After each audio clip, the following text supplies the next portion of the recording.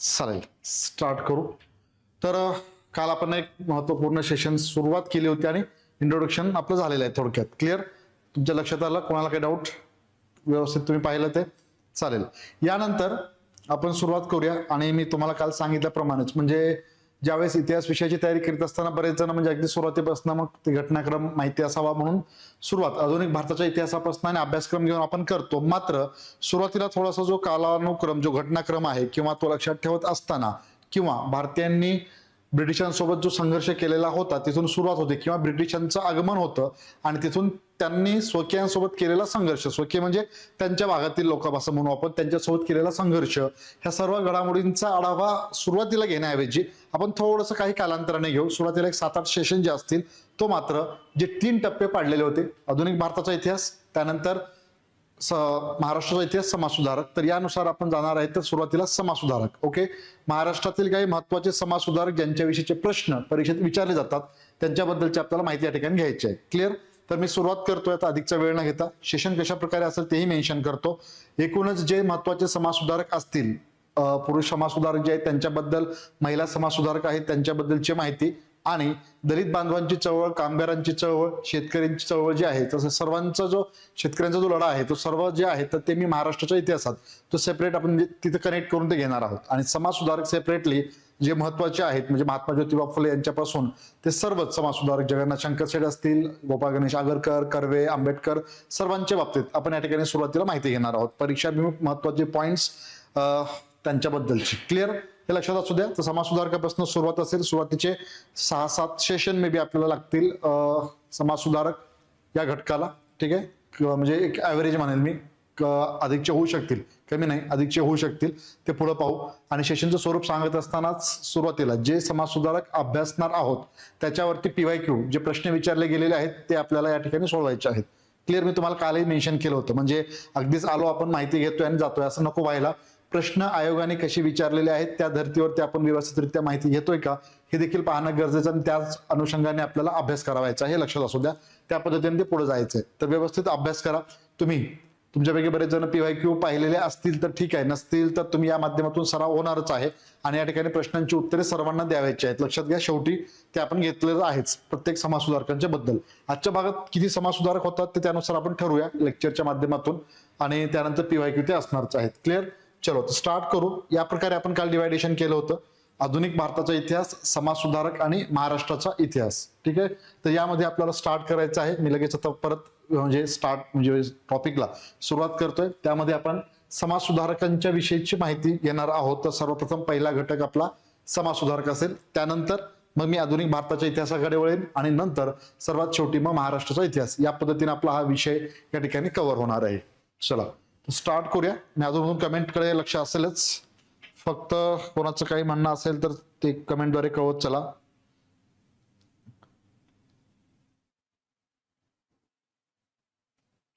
चलो, तर सुरुवात करू आपण.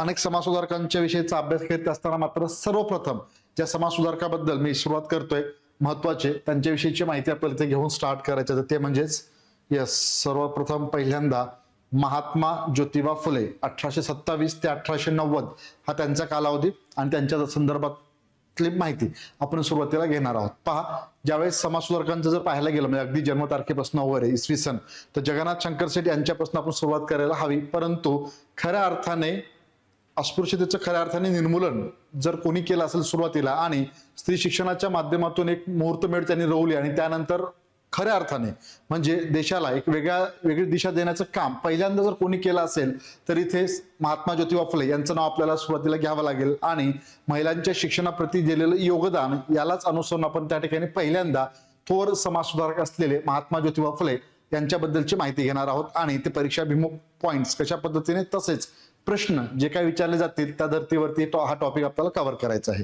तर महात्मा ज्योतिबा फुले सर्वप्रथम यांच्याविषयीची माहिती घेत असताना लक्षात घ्या, आपल्याला म्हणजे प्रश्न नुसती फक्त इन्फॉर्मेशन घेऊन कलेक्ट करून पुढे जायचं नाहीये, ते तर आहेच आहे, ते माहिती सांगणं, त्यानंतर PPTच्या स्वरूपात काही मुद्दे या ठिकाणी मांडलेले आहेत ते आपण नोट करतोय, आणि पुढे मग आपल्याला प्रश्नांची उत्तरे देखील सोडवायची आहेत. यानंतर समाजसुधारकांचा घटक झाल्याच्या नंतर त्यावरती आपल्याला टेस्ट देखील असणार आहे, जी की सराव प्रश्न जे आपण सुरुवातीला उल्लेख केला होता त्या पद्धतीने ते प्रश्न उत्तर तुम्हाला द्यायचे आहेत. क्लिअर? तर स्टार्ट करूया. महात्मा ज्योतिबा फुले यांचे एकूणच कार्य पहा. ज्या काळामध्ये म्हणजे आताचा काळ आणि आधीचा काळ याचं जर वर्णन केलं गेलं, मी डायरेक्ट त्या विषयाकडे आलेला आहे, लक्षात घ्या. तर समाज सुधारकांमध्ये महात्मा ज्योतिबा फुले यांच्यापासून आपण सुरुवात करतोय. तर जर पाहायला गेलं आपण आताचा काळ आणि आधीचा काळ या दोन्ही काळाच्या तुलनेमध्ये जर थोडंसं तुलना केली तर आता अनन्यसाधारण महत्व म्हणून आज शिक्षण घेण्यासाठी एवढं आपण धडपडतो आणि म्हणजे इझिली तुम्हाला धडपड करीत असताना शिक्षणासाठी मोटिवेशनल अनेक गोष्टी त्या ठिकाणी मिळत आहेत. परंतु त्या काळात शिक्षणापासून परावर्त करत असताना तिथे मात्र खऱ्या अर्थाने शिक्षणाची बीज रोवण्याचं काम जे आहे सुरुवातीला कोणी केलं असेल तर महात्मा ज्योतिबा फुले यांनी केलं होतं.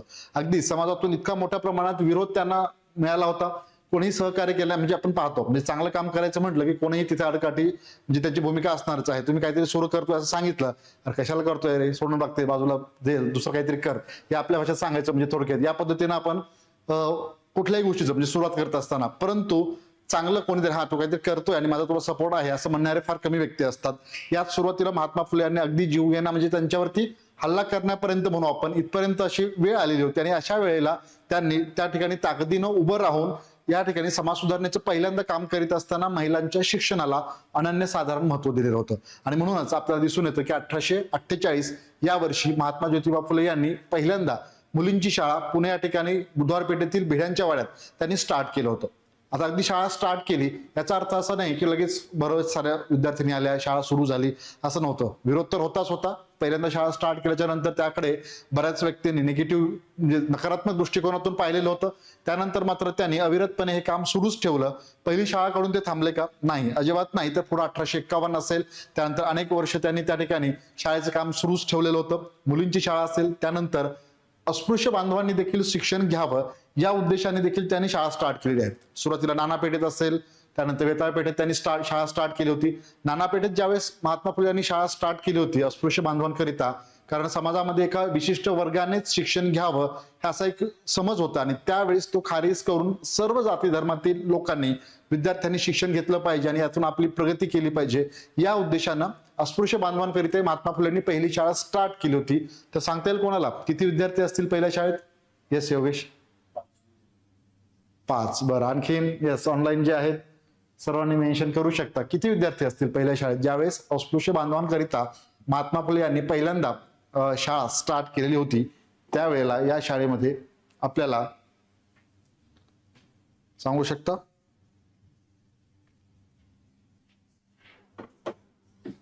आकडेवारीनुसार मेन्शन करा. योगेशनी 5 सांगितलं. येस, बाकीचे सांगता येईल?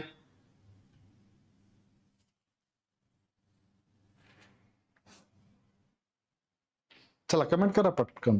1 ओके, सुलोचना यांनी म्हटलेलं 1 ओके, नंतर 3 ओके, पहिली विद्यार्थिनी मुक्ता साळवे ओके, सिद्धू यांनी कमेंट केलेलं आहे. ठीक आहे, मी माझं होतं की अस्पृश्य बांधवांसाठी ज्यावेळेस शाळा स्टार्ट केली होती मित्रांनो पहिल्यांदा नाना पेठेत त्यांनी, त्यावेळेस पहिल्या शाळेमध्ये एकही विद्यार्थी नव्हता, एकही कोणीच नाही. म्हणजे अगदी रिकामा हॉल त्यांना दिसलेला आणि त्यानंतर मग त्यांनी म्हणजे आपलं असं वाटतं की आता कोणीच रिस्पॉन्स दिला नाही म्हणजे कुठं काय करायचं, कशाला काय सुरुवात करायची. परंतु असं न करता परत पुन्हा एकदा त्या ठिकाणी दुसरी तिसरी शाळा त्यांनी स्टार्ट केली होती आणि एकूणच त्यांच्या या शैक्षणिक कार्याचं पाहून चित्र व्यवस्थितरित्या हेरून आपल्या लोकांना त्याची किंमत नव्हती, परंतु ब्रिटिशांनी ते मात्र हेरलं आणि या ठिकाणी पुणे येथे विश्रामबाग वाडा आहे आणि या विश्रामबाग वाड्यात या शैक्षणिक कार्याची दखल घेऊन त्या ठिकाणी महात्मा फुले यांना मेजर कॅन्डी यांच्या हस्ते मोठा त्यांचा सत्कार देखील झाला होता विश्रामबाग वाड्यामध्ये. कारण या शिक्षणाचं एक महत्व त्यांनी ओळखून त्या ठिकाणी स्टार्ट केलेलं होतं आणि सुरुवातीला आपण पाहतो की संख्या अगदी कमी जरी असली तरी त्या ठिकाणी विद्यार्थी नंतरच्या काळामध्ये म्हणतो आपण अनेक ठिकाणी शिक्षणाला महत्व देऊन हळूहळू ते यायला लागलेले होते.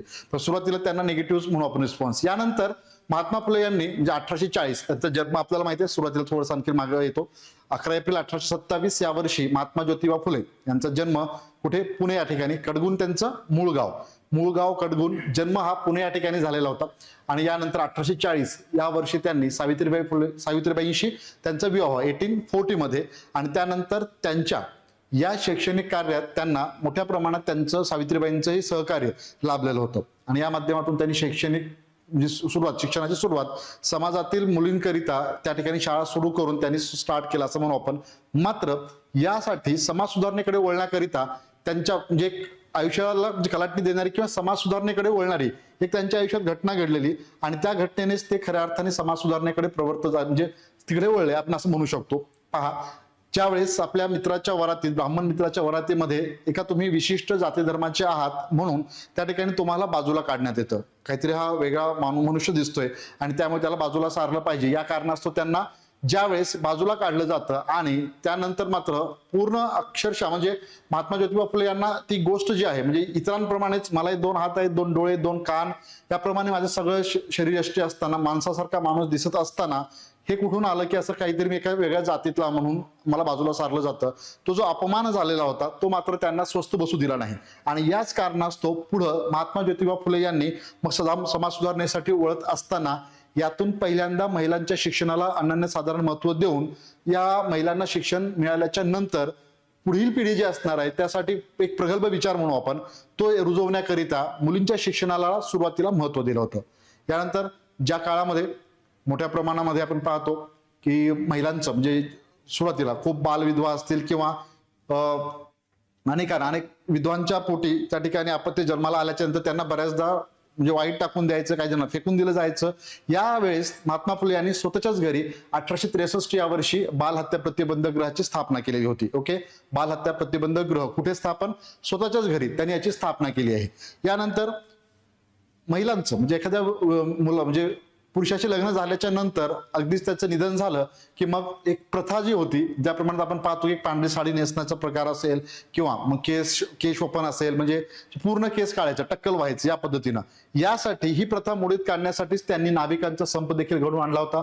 ओके, हा एक महत्वाचा भाग त्यांच्या आयुष्यामध्ये महत्वाचं समाज सुधारण्याचं कार्य करीत असताना त्यांना अपत्य नव्हतं. यशवंत काशीबाई जे एका विधवेच्या मुलास त्यांनी दत्तक घेतलं होतं यशवंत, त्यांना अपत्य नसल्या कारण नाव काय होतं?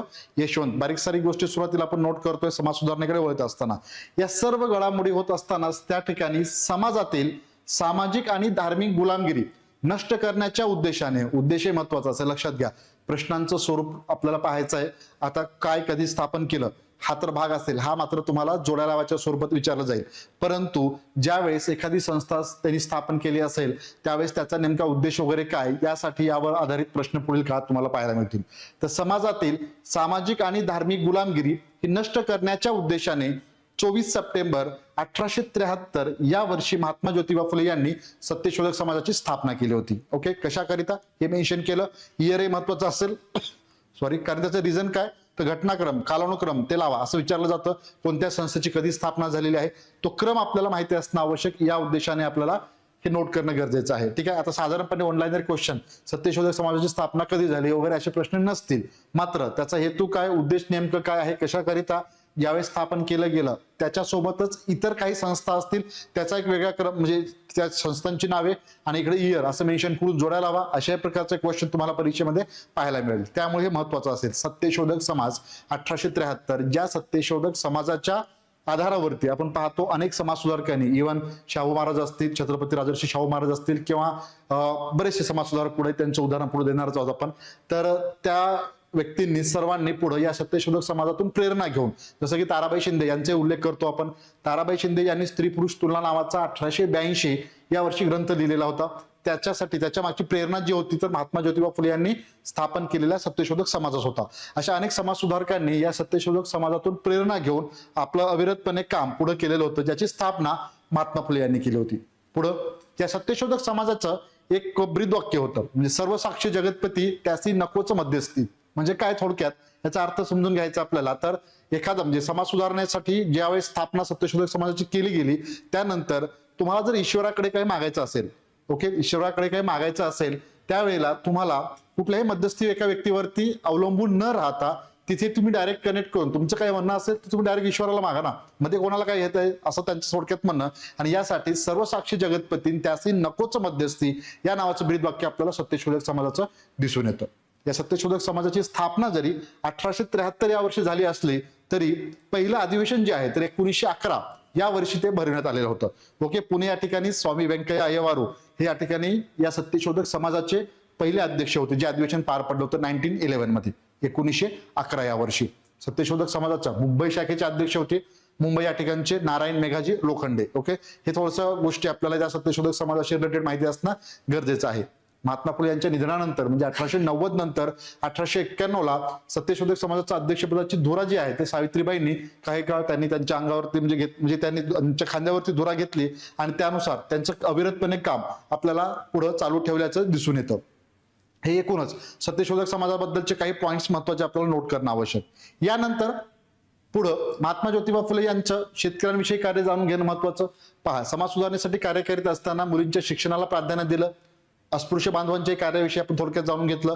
यानंतर महात्मा ज्योतिबा फुले यांनी सत्यशोधक समाजाच्या माध्यमातून समाजाला सामाजिक धार्मिक गुलामगिरी नष्ट करण्याचे मेन्शन केलं.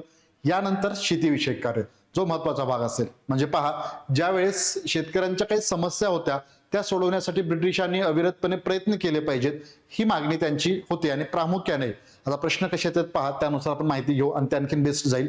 म्हणजे शेतकऱ्यांच्या विषयी काही प्रमुख मागण्या महात्मा ज्योतिबा फुले यांनी कोणत्या मागण्या केलेल्या आहेत असा प्रश्न असतील किंवा कोणत्या नाही, मग ABCDEF अशा प्रकारे तुम्हाला ते मेन्शन केलं जाईल, त्यातनं ओळखावं लागेल. यासाठी प्रमुख ज्या मागण्या होत्या ब्रिटिशांपुढं महात्मा फुले यांनी केलेल्या त्या आपल्याला जाणून घेणं आवश्यक. त्या माध्यमातून आपण तिथे मेन्शन करूया. सर्वप्रथम जे कालवे असतील तलाव असतील ते बांधून द्यावं असं त्यांनी सुचवलेलं होतं. तसेच पशुपालनाला चालना द्यावी अशी मागणी केली होती. शेतकऱ्यांना अल्प व्याजदरामध्ये कर्ज दिलं जावं असंही त्यांनी सांगितलं होतं. तसेच पीक संरक्षणाकरिता शेतकऱ्यांना बंदुकीची परवाने देखील द्यावेत असं त्यांनी मेन्शन केलं होतं. हे थोडक्यात शेतकऱ्यांच्या विषयी मुख्य मागण्या ज्या म्हणू आपण आपण इथे मांडलेल्या आहेत. यानंतर पुन्हा एकदा महत्वाचा भाग म्हणजे ज्यावेळेस 1877 ला दुष्काळ आला होता तर शेतकऱ्यांच्या म्हणजे विद्यार्थ्यांकरिता त्यांनी व्हिक्टोरिया बालकाश्रमाची स्थापना देखील केली होती 1877 मध्ये व्हिक्टोरिया बालकाश्रम. आणि पुढं 1882 या वर्षी महात्मा ज्योतिबा फुले यांनी विल्यम हंटर कमिशन जे आहे शिक्षणाविषयी नेमण्यात आले. याचा उल्लेख तुम्हाला आता समाज सुधारक अभ्यासत असताना विल्यम हंटर कमिशन म्हटलं की मग आपण परत इतिहासामध्ये जायचं आपल्याला. तर ज्यावेळेस आधुनिक भारताचा इतिहास अभ्यासणार आहोत तिथे ते मेन्शन केलं जाईलच. मात्र फक्त लक्षात ठेवायचं आहे विल्यम हंटर कमिशन जे आहे तर ते 1882चं आहे. शिक्षणातील सुधारणाकरिता ते नेमण्यात आलं होतं. आणि यापुढे साक्ष देताना महात्मा ज्योतिबा फुले यांनी महत्वाच्या 3 मागण्या त्यांचं म्हणणं ते मांडलं होतं आणि ते अगदी रास्त आणि ते महत्वपूर्ण होतं. पहिल्यांदाच महात्मा फुले यांनी यापुढे 12 वर्षापर्यंतच्या मुलांना मोफत आणि सक्तीचं शिक्षण दिलं जावं अशी मागणी एक होती मेन या विल्यम हंटर कमिशन समोर साक्ष देताना. पुढं महात्मा फुले यांनी असं सुचवलं की जे काही म्हणजे शेतसारा जो असणार आहे, ठीक आहे, तो शेतसारा जो आहे तर संपूर्णतः विद्यार्थ्यांच्या शिक्षणावरती खर्च केला जावा अशी एक प्रमुख मागणी होती. आणि यानंतर सर्वात महत्वाचं, समजा जर शिक्षक असतील एखादे तर ते शिकवण्याकरिता अगदी हायफाय वगैरे शिक्षक नकोय आम्हाला, कारण ते आमच्या मुलांना समजणारच नाही ते काय सांगणार आहेत ते, बरोबर. याकरिता आमच्याच शेतकरी वर्गातील व्यक्तींना तुम्ही योग्य प्रशिक्षण द्या, त्यातून शिक्षक निवडा आणि त्यानंतर प्रशिक्षित शेतकरी जे असणार आहेत शिक्षण घेतलेले त्यांनाच शिक्षक म्हणून पुढे नेमावं असंही त्यांनी सुचवलेलं होतं. असं काही महत्वाचं कार्य आपल्याला शेतीशी संदर्भात म्हणून आपण किंवा शिक्षणाविषयी मागणी करीत असताना हे महात्मा फुले यांचं दिसून येतं. पुढे अनेक ग्रंथांचं लिखाण त्यांनी केलेलं आहे. त्या ग्रंथांमध्ये जर पाहायला गेलं तर गुलामगिरी, त्यानंतर खतफोडीचे बंड, त्यानंतर सत्सार, इशारा, ब्राह्मणांचे कसब, शेतकऱ्याचा आसूड, तृतीय रत्न, याचबरोबर छत्रपती शिवाजी राजे भोसले यांचा पोवाडा, अशा प्रकारचे अनेक ग्रंथांची रचना त्यांनी केली होती. सार्वजनिक सत्यधर्म जो ग्रंथ आहे तो एक वेगळ्या प्रकारे लक्षात ठेवायचा आहे. त्यांच्या निधनानंतर प्रकाशित झालेला हा ग्रंथ आहे. 1890 या वर्षी त्यांचं निधन आणि त्यानंतर हा सार्वजनिक सत्यधर्म ग्रंथ प्रकाशित झालेला होता. 1876 ते 82 या कालावधीत महात्मा ज्योतिबा फुले हे पुणे नगरपालिकेचे सदस्य देखील होते. यानंतर 1888 या वर्षी महात्मा फुले यांना महात्माची पदवी आहे, आपण महात्मा फुले किंवा महात्मा या नावाने जे ओळखतो तर महात्माची पदवी आहे तर कोणी दिली तर राव बहादूर कृष्णाजी वंडेकर यांच्या पुढाकारानं मुंबईतील जनतेच्या वतीने महात्मा ज्योतिबा फुले यांना महात्मा ही पदवी देण्यात आलेली होती. पुढं दोन म्हणजे जर विचारवंतांच्या बाबतीत बोलायचं झालं तर त्या ठिकाणी राईट्स ऑफ मॅन आणि कॉमन सेन्स या 2 ग्रंथांचा त्यांच्या जीवनावरती म्हणजे थॉमस पेन यांच्या 2 ग्रंथांचा विशेष असा प्रभाव देखील होता. यातून महात्मा फुले यांचं एक लाख मोलाचं कार्य आपल्याला या ठिकाणी थोडक्यात दिसतं. या कार्याचा आढावा घेत असताना आता प्रश्नांचं स्वरूप पहा. ही माहिती मी सांगत असताना काही बेसिक गोष्टी आणि या ठिकाणी तुम्हाला ऍडिशनल पॉइंट्स देखील पुढे दिसणार आहेत. इथे महात्मा ज्योतिबा फुले यांच्याबद्दल हे सर्व जाणून घेत असताना त्यांच्या कार्यात त्यांना केलेलं लाख मोलाचं सहकार्य करणाऱ्या व्यक्तींबद्दल प्रश्न परीक्षेत विचारले गेलेले आहेत. याचबरोबर कार्याचा आढावा घेत असताना तुम्हाला सरळ सरळ काय स्थापन केलं वगैरे याकडे न जाता त्या ठिकाणी त्यांच्याबद्दल अशी माहिती की जी तुम्ही क्वचित काही ठिकाणी वाचली असेल किंवा काही संदर्भ साहित्याचा उल्लेख केला गेला, त्यातनं कुठे तर असेल कुठे नसेल, तर त्यातून जे स्टेटमेंट विचारले जातील, मी आवर्जून प्रश्नाबद्दल बोलत राहीन अधूनमधून, ते महत्वपूर्ण असेल. ज्यावेळेस तुम्हाला स्टेटमेंट वाईज विचारलं जातं त्या ठिकाणी मात्र तुम्हाला जे पॉईंट्स असतील या नोट्समधनं तिथे दिसतील, त्यानुसार तुम्हाला प्रश्नाचं उत्तर देता येईल. ओके, एखाद दोन जरी स्किप झालं, 2 स्टेटमेंटवरती तुम्हाला ते आन्सर देता येईल, कोणत्या समाज सुधारकाशी संबंधित ते आहे अथवा ते कोणाशी रिलेटेड असेल किंवा संबंधित समाज सुधारक ओळखा किंवा समाज सुधारकाचं नाव देऊन त्यांच्या कार्यकाळात घडलेल्या घटना कोणत्या हे विचारलं गेलं तर यानुसार तुम्हाला त्या प्रश्नांची उत्तर देता येतील. क्लिअर? हे थोडक्यात आढावा म्हणून आपण थोडंसं इंट्रोडक्शन टाईप मध्ये याप्रमाणे महात्मा फुले यांच्या कार्याचा आढावा घेतलेला आहे. त्यानंतर काही पीपीटीच्या स्वरूपात काही पॉईंट जाणून घेऊ, ज्याप्रमाणे प्रश्न काय विचारले जातील कशा पद्धतीने, याचाही थोडक्यात आपल्याला या ठिकाणी आढावा घ्यायचा आहे. क्लिअर? तरी आता जे मेन्शन केलेलं आहे ते थोडक्यात त्यांच्या कार्याचा हा आढावा. त्यांनी स्थापन केलेल्या संस्था असतील, शिक्षणाविषयक कार्य, शेतीविषयक कार्य, पुणे नगरपालिकेचे सदस्यही त्यांनी काम केलेलं होतं. ओके, या पद्धतीचं एक मोठं काम म्हणून आपण महात्मा ज्योतिबा फुले एक थोर समाज सुधारक, परीक्षाभिमुख माहिती त्यांच्याविषयी पुढे कंटिन्यू करूया.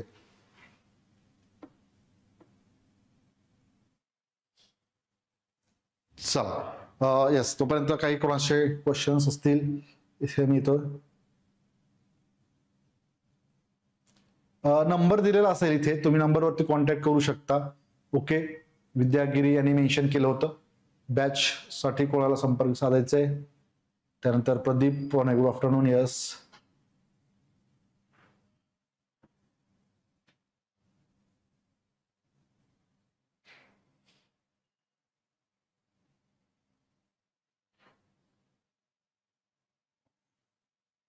येस, हर्ष,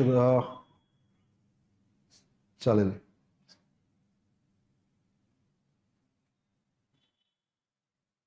सात एक महत्वाची माहिती या ठिकाणी मेन्शन केल्याच्या नंतर काही पॉइंट्स आपण पाहू आणि प्रश्नांचे स्वरूप देखील याच बरोबर आपल्याला जाणून घ्यायचे आहेत. तर महात्मा ज्योतिबा फुले एक बेसिक माहिती सुरुवातीला, तर जन्म 11 एप्रिल 1827, सुरुवातीला हे माहिती असणं आवश्यक व्यक्तींबद्दल जाणून घेत असताना आणि त्यातल्या त्यात थोर समाज सुधारकांच्या विषयी म्हणून आपण. मूळ गाव कडगुण, जिल्हा सातारा, मूळ आडनाव गोरे. ओके, इथे गोरे हे लक्षात घ्यायचंय, मूळ आडनाव जे आहे तर गोरे त्यांचं मूळ आडनाव आहे.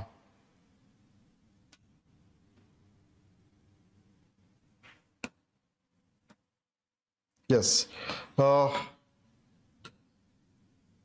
म्हणजे फुलांचा व्यवसाय, त्यांचे पूर्वज जे आहेत महात्मा ज्योतिबा फुले यांचे फुलांचा व्यवसाय करायचे आणि त्यामुळं त्या ठिकाणी मूळ आडनाव जे होतं गोरे हे मागे पडलं आणि त्यानंतर फुले हेच रुजू झालं आणि या नावानेच ते ओळखले जाऊ लागले. तर महात्मा ज्योतिबा फुले या नावाने आपण आजही त्यांना ओळखतो. आणि त्यानंतर क्षत्रिय माळी समाजातील ज्योतिबा जे आहेत तर ते क्षत्रिय माळी समाजातील ते होते. ओके, यस, ज्योतिबा हे क्षत्रिय माळी समाजातील होते. यानंतर हे बेसिक माहिती म्हणून आपण जन्म वगैरे कुठे, मूळ गाव लक्षात घ्यायचंय. जन्म पुणे या ठिकाणचाच आहे, कडगुण या ठिकाणी त्यांचं मात्र मूळ गाव आहे. क्लिअर? हे लक्षात असू द्या. यानंतर वरील पॉइंट त्यांचं म्हणजे वडिलांचं नाव, आईचं नाव चिमणाबाई, वडिलांचं नाव गोविंदराव, हे एवढंच लक्षात ठेवायचंय. आणि अवघे 1 वर्षाचे महात्मा ज्योतिबा फुले असताना त्यांच्या आईंचं निधन झालं होतं, चिमणाबाईंचं. चिमणाबाई हे आईंचं नाव. पुढं थोडं शैक्षणिक पार्श्वभूमी आणि यानंतर काही महत्वाचे पॉइंट्स आपण थोडक्यात जाणून घेऊ. तर पहा,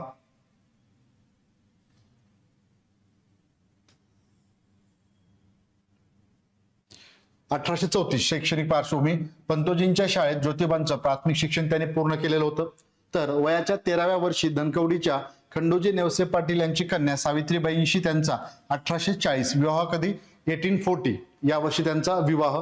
त्यानंतर उर्दू शिक्षक गफार बेग उंशी आणि धर्मोपदेशक लिजिट साहेब यांच्या प्रयत्नाने पुण्यातील स्कॉटिश मिशनरीमध्ये त्यांचं 1841 ते 47 दरम्यान शिक्षण झालेलं होतं सुरुवातीला. ओके, मग त्यानंतर ज्या समाज सुधारणेचं काम करण्याचं आपण पाहतो की पुढील वर्ष म्हणजे 1848 या वर्षी मुलींची पहिली शाळा त्यांनी स्टार्ट केलेली होती.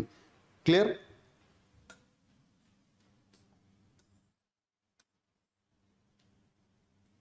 इथे काही प्रश्न विचारले जातील, उपस्थित होतील, त्याप्रमाणे इथे मेन्शन केले आहेत. पहा, परीक्षाभिमुख पॉईंट ज्याला म्हणून आपण. तर लहुजी साळवे यांच्याकडे महात्मा फुले दानपट्टा, ढाल, तलवार, मल्लविद्या, नेमबाजी, गोळीबार यांसारखं त्यांनी शिक्षण घेतलेलं होतं. क्लिअर? कोणाकडे शिक्षण घेतलेलं आहे, कशाचं, हे नोट केलेलं आहे. यानंतर फुले यांना मराठी, इंग्रजी, उर्दू, कन्नड, तमिळ, गुजराती या भाषा अवगत होत्या. सर्वात महत्वाचा पॉईंट. आता महत्वाच्या पॉईंटकडे येतोय, ज्या ठिकाणी महत्वाचं म्हणून मेन्शन केलं जाईल त्याला व्यवस्थित बारकाईने पहा, कारण काही वेळेला स्टेटमेंट दिल्याच्या नंतर मेन तर आपण अभ्यासतो मुलींची पहिली शाळा, आता हे सर्व झालेलं आहे. यावरती क्वेश्चन बरेचदा खूप आधी 10 वर्षापूर्वी विचारून झालेले असल्या कारणाने येणाऱ्या काळात तुम्हाला वेगळ्या धाटणीचे क्वेश्चन दिसल्यास त्यास नवल वाटायला नको. त्यात रिझन हे अशा पद्धतीचे तुम्हाला दिसतील क्वेश्चन. पहा, म्हणजे ख्रिश्चन आणि इस्लाम धर्माचा तुलनात्मक त्यांनी अभ्यास केला का नाही, किंवा जे स्टेटमेंट असतील 3-4 तर ते आपण बारकाईने अभ्यासलं नसतो किंवा रिव्हिजन केलं नसतं. काल मी बऱ्याचदा तुम्हाला ते कालच्या सेशनमध्ये देखील मेन्शन केलेलं आहे. ओके, काही पॉईंट्सकडे आपण दुर्लक्ष केलं असतो. तर महात्मा ज्योतिबा फुले यांनी ख्रिश्चन कोणत्या 2 धर्माचा ते देखील महत्वाचं, ख्रिश्चन आणि इस्लाम या धर्माचा तुलनात्मक त्यांनी अभ्यास देखील केलेला होता. ठीक आहे, क्लिअर, हे देखील लक्षात घ्यायचं आहे. मग माझा म्हणजे प्रश्न कसा आहे पहा, 3-4 स्टेटमेंट असेल त्यामध्ये तुम्हाला एक जरी स्टेटमेंट या नोट्स मधला असला आणि 2 स्टेटमेंट तुमच्या नोट्समध्ये किंवा संदर्भ साहित्यात तुम्ही अभ्यासलेला नसले, दुसरीकडनं कुठून तरी ते विचारलं गेलं असेल तरी देखील तुम्ही या प्रश्नाचं उत्तर देऊ शकता. 2 कडे अधिकचा फोकस द्यायचं नाही, पुन्हा पुन्हा सांगणं तेच आहे. 2 स्टेटमेंट एवढं काय हार्ड विचारलं म्हणून आपलं कन्फ्युजन होतं, तिथे ते टाळायचं आहे आपल्याला. यानुसार आपण पुढे जायचंय, बाकीच्या प्रश्नांवरती वेळ खर्च घालायचाय. तिथेच फक्त हे असं काय विचारलं किंवा अरे हे वाचलंच नाही यात आपल्याला गडबडून जायचं नाही. क्लिअर. तर ख्रिश्चन व इस्लाम या धर्माचा त्यांनी तुलनात्मक अभ्यास देखील केलेला होता.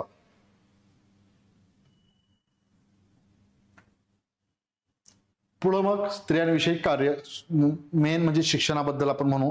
आणि इथे प्रश्न विचारले गेलेले आहेत पहा, या पॉइंटवरती कसे तुम्हाला PYQ मध्ये देखील दिसतील. तर 1848 या वर्षी पुणे या ठिकाणी बुधवार पेठेतील भिड्यांच्या वाड्यात मुलींची पहिली शाळा त्यांनी स्टार्ट केलेली आहे. ओके, या कामात आता लक्षात घ्या त्या व्यक्तींची नावे बऱ्याचदा परीक्षेमध्ये प्रश्न विचारत असताना इथे लक्षात घ्यायचं आपल्याला, त्यांना आता सहकार्य केलं. आतापर्यंत 1848 पहिली शाळा पुणे, बुधवारपेठ, भिड्यांच्या वाड्यात, हे सर्व गोष्टी क्लिअर. मात्र त्या शाळा स्थापन करण्यात त्यांना आणि तसेच सावित्रीबाईंना कोणी त्या ठिकाणी प्रशिक्षण दिलेलं आहे यावरती आता आपल्याला फोकस करायचं आहे. त्यावरती क्वेश्चन देखील विचारून झाले आहेत या पॉईंटवरती म्हणू. तर या कामात त्यांना दादासाहेब भिडे असतील, त्यानंतर सदाशिव गोविंद हाटे, सखाराम यशवंत परांजपे, जगन्नाथ सदाशिव हाटे, ओके, अण्णासाहेब चिपळूणकर, सदाशिवराव बल्लाळ गोवंडे, बापूसाहेब मांडे, मोरो विठ्ठल वाळवेकर यांनी सहकार्य केलेलं होतं. ठीक आहे, कोणत्या व्यक्तींनी सहकार्य, अशा प्रकारचे स्टेटमेंट म्हणजे तुम्हाला सर्वांची नावे असतील आणि ABCDच्या स्वरूपात मग ते ओळखायचं आहे. आणि या प्रश्नाचं उत्तर कसं द्यायचंय परत एकदा मी तो प्रश्न घेतल्याच्या नंतर मेन्शन करेन. ओके, म्हणजे साधारणपणे आता जर पाहायला गेलं, आता महात्मा फुले अभ्यासतोय, ठीक आहे, तुम्हाला असं वाटेल की सर महात्मा फुले अभ्यासतोय आपण, सर्व डिटेल त्यांच्याबद्दल अभ्यासत असताना परत व्यक्तींची नावे लक्षात ठेवणं जड जातं किंवा अवघडचं जातं, बरोबर. त्यानंतर त्यावरती जर प्रश्न आला अशा प्रकारे तर मग त्याचं उत्तर कसं द्यायचं, 2 पद्धतीने मी मेन्शन करेन. शेवटी तोही तुम्हाला फंडा जो म्हणू आपण तो काय येईल परीक्षेला सामोरे जात असताना, तो काय असणार आहे तो PYQ पाहिल्यानंतर तुमच्या लक्षात येऊन जाईल. इथे मात्र सध्याला फक्त नावं एकदा रीड करून घ्यायची, नंतर आपण पुढील पॉईंटकडे जाऊ.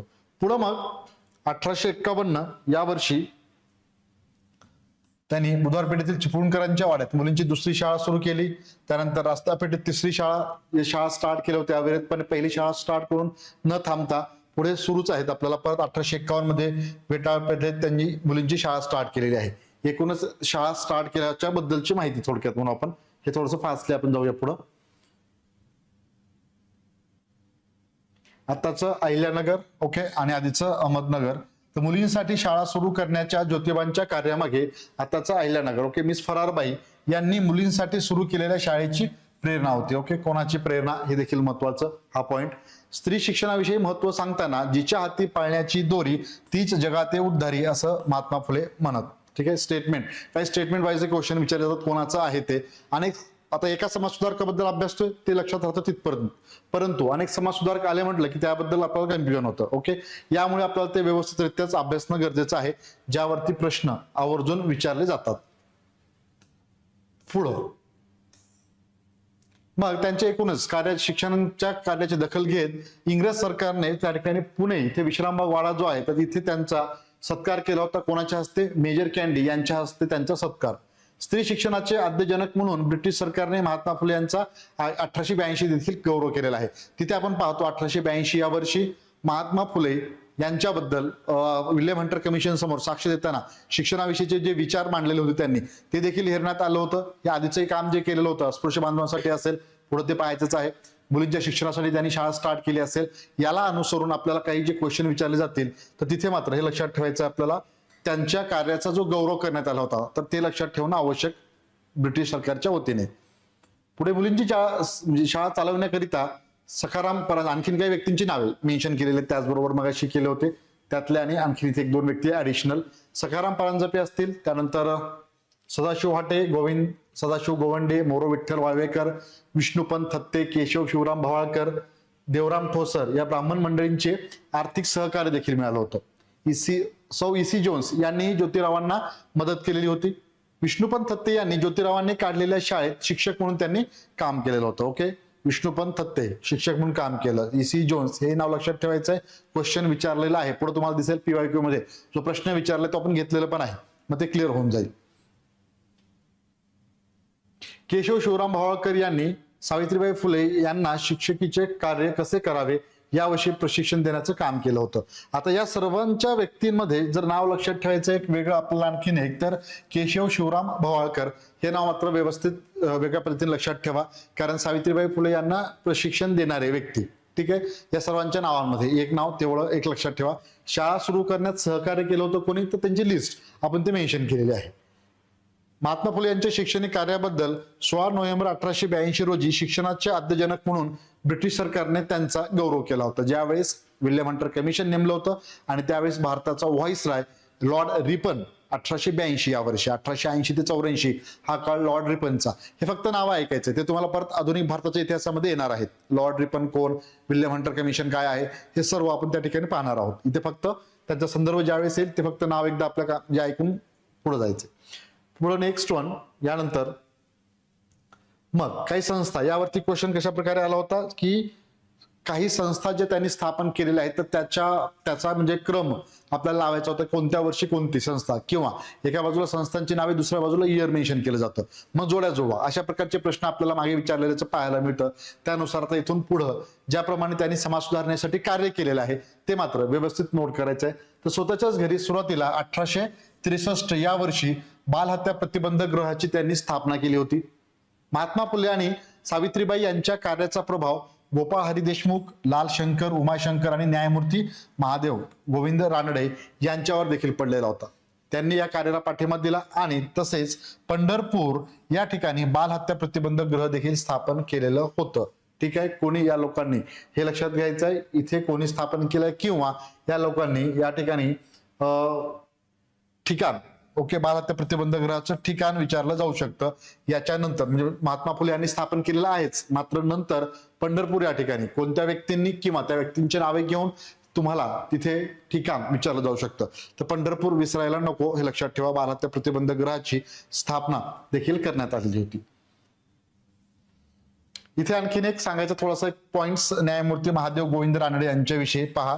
तर महात्मा फुले आणि महादेव गोविंद रानडे, न्यायमूर्ती रानडे जे आहेत, तर रानडे यांना देखील म्हणजे अगदी राजकीय सुधारक म्हणून आपण पाहत असताना त्या ठिकाणी त्यांचा म्हणजे अगदी त्यांना पोटतिडकीन असं म्हणू आपण, अगदी जीव आकांतून असं की त्यांना असं वाटायचं की आपण हे समाज सुधारण्याकडे वळलं पाहिजे आणि समाज सुधारण्यासाठी प्रयत्न केले पाहिजेत. परंतु पहा, ज्यावेळेस आपण एखाद्या समाजाच्या वतीने पूर्णतः विरोध दर्शविला जातो तिथे मात्र समाजाचा रोष पत्करून घेण्याची आपल्याकडे म्हणजे आपण रेडी नसतो असं म्हणून थोडक्यात, आणि त्यामुळे आपण ते जाऊ दे बाबा नको करायला ते म्हणून तिथे थांबतो. परंतु मनोमन इच्छा असते, त्यापैकीच आपल्याला रानडे या ठिकाणी दिसत आहेत. मात्र रानडे यांना त्या ठिकाणी ठणकावून बजावलं होतं महात्मा फुले यांनी देखील, की सांगितलं होतं तुम्ही असं समाज सुधारण्याचं ढोंग करू नका. जर खऱ्या अर्थाने तुम्हाला समाज सुधारणा करायच्या असतील तर तुम्ही पुढे या, नेतृत्व करा आणि त्यानंतर समाजाला एक वेगळी दिशा देण्याचं काम करा, हे असंही त्यांनी सुचवलेलं होतं.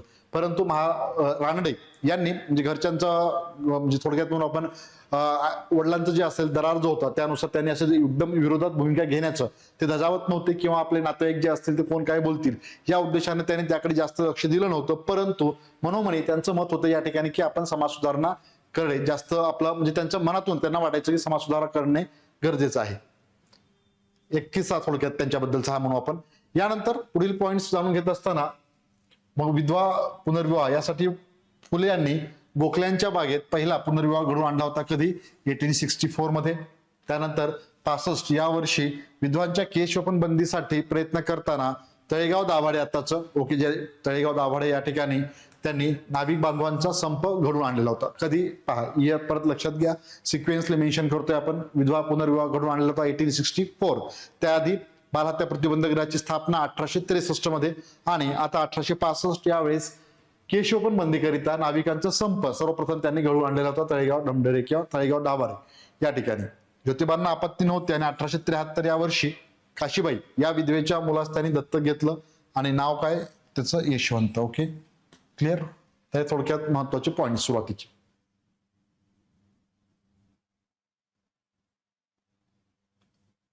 यानंतर अस्पृश्यता निर्मूलनासाठी थोडक्यात पॉइंट्स. तर 19व्या शतकामध्ये भारतात अस्पृश्यता निर्मूलन आंदोलनाची पायाभरणी जर कोणी केली असेल पहिल्यांदा तर महात्मा ज्योतिबा फुले यांनी. ओके पहिल्यांदाच अस्पृश्यता निर्मूलन. त्यामुळे आपण त्यांच्या कार्याची सुरुवात म्हणजे समाजसुधारक अभ्यासत असताना पहिल्यांदा महात्मा फुले यांच्याबद्दलची माहिती घेतोय. अस्पृश्यांच्या मुलांसाठी त्यांनी नाना पेठेत पहिली शाळा सुरू केली, ती मात्र बंद पडली. याचं रिझन एकही विद्यार्थी नसल्या कारणाने पहिल्यांदा त्यांना ती बंद करावी लागली. 1851 मध्ये अस्पृश्यांच्या मुलांसाठी वेताळ पेठेत लगेच त्यांनी दुसरी शाळा सुरू केली, तसेच तिसरी शाळा देखील त्यांनी स्टार्ट केलेली होती. अशा पद्धतीने म्हणजे कोणी आलं नाही शाळेमध्ये म्हणून तिथंच न थांबता त्यांना शिक्षणाचं महत्व पटवून देण्याचं काम त्यांनी अविरतपणे पुढे सुरू ठेवलेलंच होतं. या माध्यमातून आपल्याला दिसून येतं. यानंतर काही मगाशी त्यांच्याबद्दलची माहिती सांगत असताना पॉइंट्स आले नसतील ते इथे तुम्हाला पीपीटीत दिसतात, ते महत्वाचे असतील. ज्यापैकीचे एक पुन्हा लायब्ररीची स्थापना कोणी केली. आता पहा मी तुम्हाला 2 पॉइंटचं थोडंसं तुलनात्मक आपण अभ्यास करूया. महात्मा फुले यांच्या संदर्भात काही विधानं दिलेली आहेत, ते ओळखा कोणकोणती करेक्ट आहेत, अथवा काही विधानं दिलीत आणि संबंधित समाजसुधारक ओळखा. मग ख्रिश्चन आणि इस्लाम धर्माचा तुलनात्मक अभ्यास केला, पुन्हा लायब्ररीची स्थापना केली. हे जे पॉइंट्स तुमच्याकडे असणार आहेत त्यात मात्र आपण मोस्टली म्हणजे दुर्लक्ष करतो. आपले हायलाइटेड पॉइंट काय असतात? बालहत्या प्रतिबंध गृह, सार्वजनिक सत्यधर्म ग्रंथ लिहिला होता, सत्यशोधक समाजाची स्थापना केली होती, मुलींची पहिली शाळा स्टार्ट केली होती. याला सोडून जे पॉइंट स्किप होतात त्यालाच तिथे परीक्षेमध्ये प्रश्न विचारल्याचं दिसतं आपल्याला. म्हणून लक्षात ठेवा पुन्हा लायब्ररीची स्थापना त्यांनी केलेली आहे. तसेच महारमांग इत्यादी लोकांसाठी विद्या शिकवणारी मंडळी कोणी स्थापन केलं होतं? 1853 ला महात्मा फुले यांनी. शेंडे व कुंभार यांनी त्यांना म्हणजे जे रामोशी बांधव त्यांना मारण्याकरिता आलेले होते तर त्यांनी त्यांच्या विचारांना प्रभावित होऊन त्यांनी शरणागती पत्करली होती 1856 मध्ये. आणि महात्मा फुले यांच्याच प्रेरणेने त्या ठिकाणी दिनबंधू हे साप्ताहिक स्टार्ट केलं होतं. कोणत्या व्यक्तींनी? कृष्णराव भालेकर. यावरती क्वेश्चन बऱ्याचदा आलेले आहेत, लक्षात घ्या. कृष्णराव भालेकर म्हणजे एका बाजूला तुम्हाला वृत्तपत्रांची नावे, त्यानंतर संपादक कोण याबद्दल प्रश्न विचारले जातात. तर दिनबंधू हे जे आहे त्याच्यामध्ये महात्मा फुलेंनी स्टार्ट नाही केलेलं आहे, लक्षात घ्या. दिनबंधू जे साप्ताहिक आहे तर ते कृष्णराव भालेकर हे त्याचे संपादक आहेत. त्यांनी 1877 महात्मा फुले यांच्याच कार्यातून प्रेरणा घेऊन त्याची सुरुवात झाल्याचं आपल्याला दिसतं. सुरुवात हे लक्षात ठेवायचं आहे 1877. सुरुवातीला हे अभ्यासत असताना किंवा सर्व इयर वगैरे तुम्हाला इथे दिसत आहेत असं वाटतं की मग हे सगळं कसं लक्षात राहणार आहे. मात्र यातनं एकच आपल्याला रिव्हिजनवरती भर देणं आणि सातत्यानं म्हणजे ते सिक्वेन्स वगैरे लावून त्या समाजसुधारकाबद्दल तुम्ही अभ्यासा. ज्याप्रमाणे आपण मेन्शन करतोय, एक्सप्लेन करतोय तसंच ते लक्षात राहणार आहे तुमच्या व्यवस्थित. क्लिअर. तर कृष्णराव भालेकर हे पहिले संपादक होते. पुढं मग 24 सप्टेंबर 1873 नेक्स्ट सर्वात महत्वाचं सत्यशोधक समाज. काय? सामाजिक आणि धार्मिक गुलामगिरी नष्ट करणे या उद्देशानं सत्यशोधक समाजाची स्थापना केली, ज्याचं ब्रीदवाक्य सर्व साक्षी जगतपती त्यासी नकोच मध्यस्थी. आणि या सत्यशोधक समाजाच्या माध्यमातूनच म्हणजे आपल्याला पाहतो याचं कार्य जे आहे पूर्ण म्हणजे अगदी सगळीकडे पसरलं गेलं आणि अनेक ठिकाणी या सत्यशोधक समाजाच्या प्रेरणेतून शाळा उभारलेल्या आहेत, सामाजिक कार्य त्या ठिकाणी सुरू झालेलं होतं.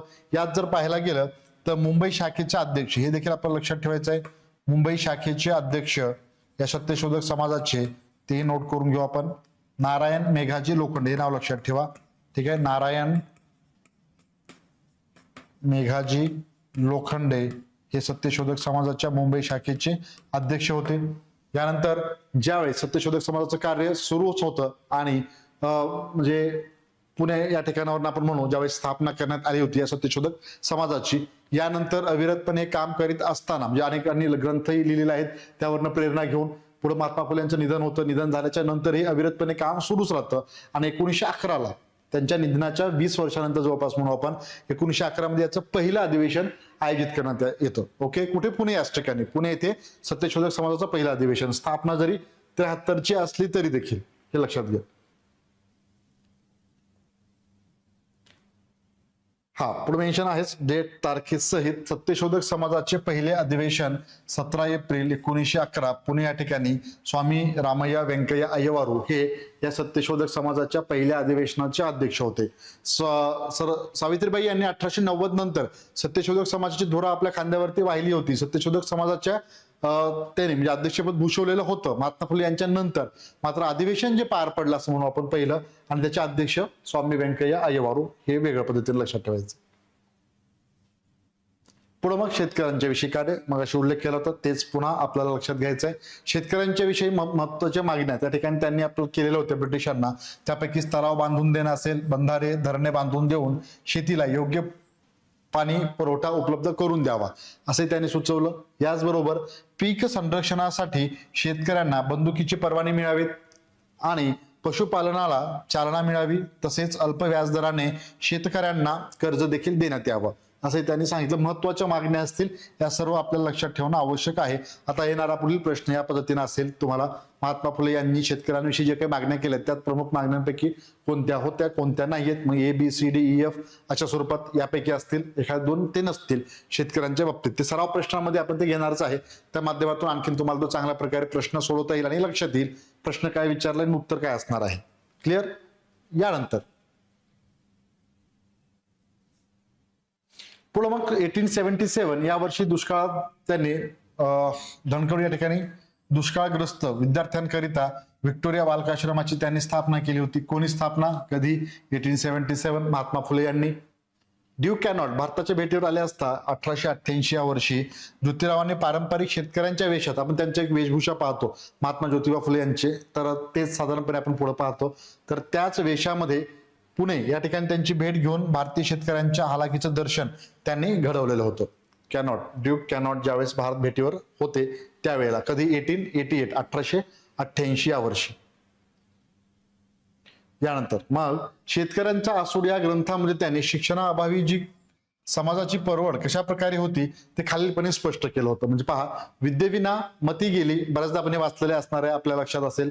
मतीविना नीती गेली, नीतीविना गती गेली, गतीविना काय गेलं पैसा गेला आणि वित्तविना शूद्र हे खचले आणि एका अनर्थ एका अविद्येने केले. म्हणजे विद्या नसेल तर त्यामुळे किती माणसाची माती होती थोडक्यात सांगायचंय हे त्यांनी या शेतकऱ्याच्या आसूडमध्ये मेन्शन केलेलं होतं. हे कोणी तर महात्मा फुले यांनी.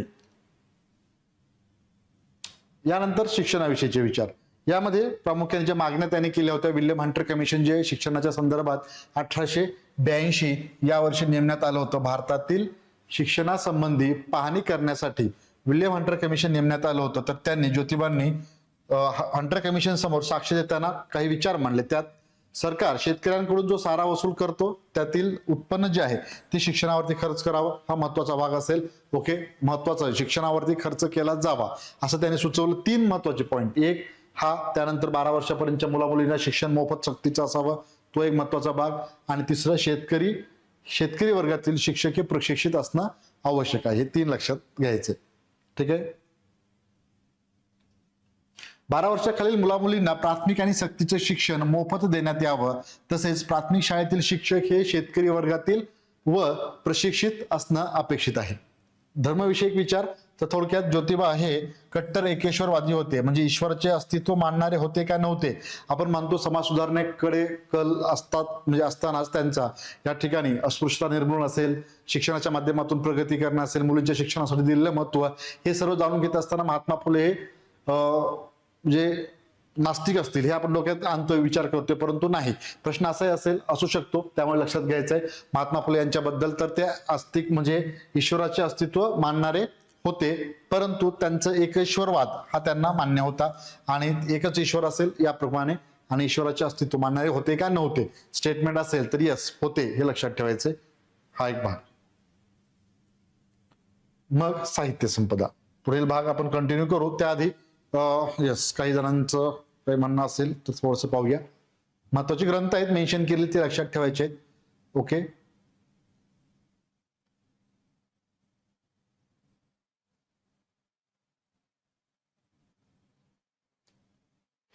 येस हर्षदा पाल PDF मिळेल. तुम्ही संपर्क साधा. कॉन्टॅक्ट नंबर जो दिलेला आहे ज्या थ्रू हा सेशन तुम्ही अटेंड करताय तिथे तुम्ही कॉन्टॅक्ट करू शकता. येस, माहिती छान आहे, चालेल, थँक्यू. तर पुढं पॉइंट्स जे आहेत आपण ते जाणून घेतोय आणि महत्वाचे असतील लक्षात ठेवायचंय. तर जे साहित्य संपदा आहे महात्मा फुले यांच्याबद्दलची, तर पहा, तृतीय रत्न छत्रपती शिवाजीराजे भोसले यांचा पोवाडा, ब्राह्मणांची कसब, गुलामगिरी, शेतकऱ्यांचा असूड, सत्सार, इशारा, अस्पृश्यांची कैफियत, खतपोडीचे बंड, सार्वजनिक सत्यधर्म. हे शेवटी लिहिण्याचं कारण आहे निधनानंतर, महात्मा फुले यांच्या निधनानंतर प्रकाशित झालेला ग्रंथ आहे. लक्षात घ्या, एक वेगळ्या प्रकारे ते लक्षात ठेवायचं आहे, म्हणजे 1890 नंतर थोडक्यात.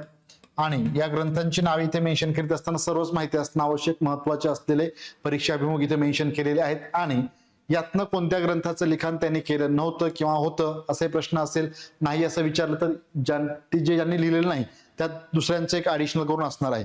त्यामुळे हे मात्र महात्मा फुले यांची ग्रंथ याची नावे आपल्याला माहिती असणं गरजेचं आहे. क्लिअर, हे महत्वाचा भाग.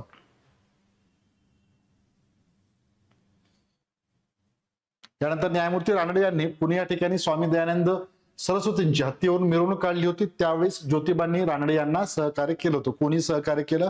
महात्मा फुले यांनी. ज्योतिबांना मारण्यासाठी आलेले रोडे व कुंभार हे रामोशी बांधव ज्योतिबांना शरण आले होते. मारण्यासाठी खरं तर गेले होते, कोणाच्या तरी सुपारीने असं म्हणू आपण, मात्र दिली होती त्यांना. परंतु त्यांचा विचार हा ऐकून त्यांनी मात्र तिथे आपला विचार बदलला आणि त्यांना ते शरण गेले.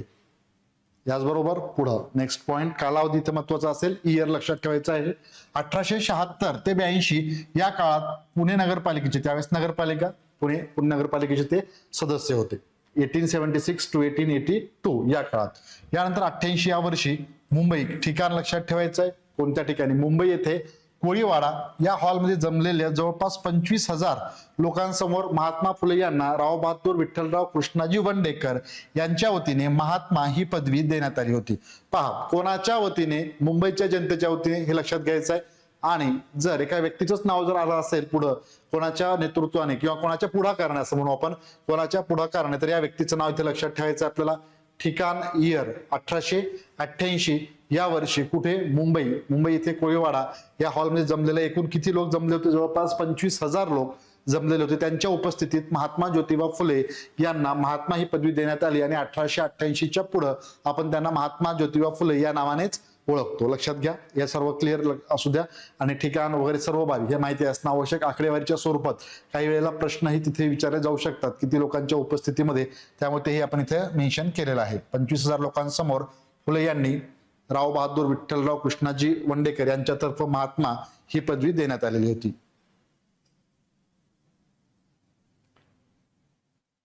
येस, सत्यशोधक समाज स्थापना इयर, सत्यशोधक समाज आपण मेन्शन केलं 1873. ओके, येस, मी मगाशी ते कमेंट रीड केले, आता नोट केलेले आहे, ते तुमच्या आता लक्षात आलं असेल.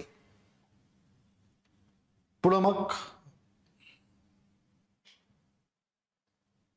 नेक्स्ट पॉइंट, तो म्हणजेच फुले यांच्यावरती थॉमस पेन यांच्या 2 ग्रंथ लक्षात ठेवायचे, राईट्स ऑफ मॅन आणि common sense. Okay, rights of man आणि कॉमन सेन्स या ग्रंथांचा विशेष असा प्रभाव होता. शालेय जीवनात ज्योतिबांवर छत्रपती शिवाजी महाराज आणि जॉर्ज वॉशिंग्टन यांच्या चरित्राचा प्रभाव होता. ओके, यानंतर आपण पहिला हा टप्पा मेन्शन केलाय, परंतु शालेय जीवनात मात्र छत्रपती शिवाजी महाराज व जॉर्ज वॉशिंग्टन यांच्या चरित्रांचा त्यांच्या जीवनावरती प्रभाव होता. पुढे जो पॉइंट आपण अभ्यासत नाही शक्यतो तो इथे मेन्शन केलेला आहे, महत्वाचा. पुणे या ठिकाणी खडकवासला धरण आहे, आपल्याला माहिती आहे. तर खडकवासला येथील तलावाच्या कामासाठी दगड पुरवण्याचे कंत्राट जे आहे सरकारकडून महात्मा फुले यांनी घेतलेलं होतं. ओके, परत एक स्टेटमेंट दिलेलं आहे, कोणत्या समाजसुधारकांनी घेतलेलं आहे खडकवासला येथील तलावाच्या कामासाठी.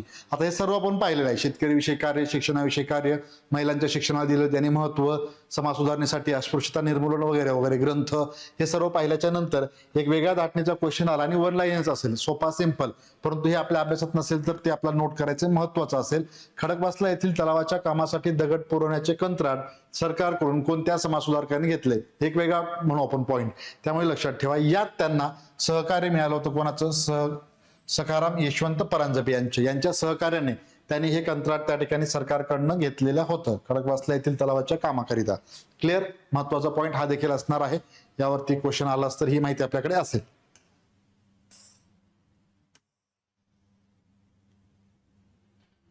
पुढं राष्ट्रीय सभेचे 5वे अधिवेशन 1889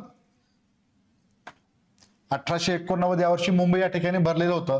यावेळी सत्यशोधक समाजाच्या कार्यकर्त्यांनी अधिवेशनाच्या प्रवेशद्वाराजवळ फाटक्या कपड्यातील शेतकऱ्याचा पुतळा उभा केला होता.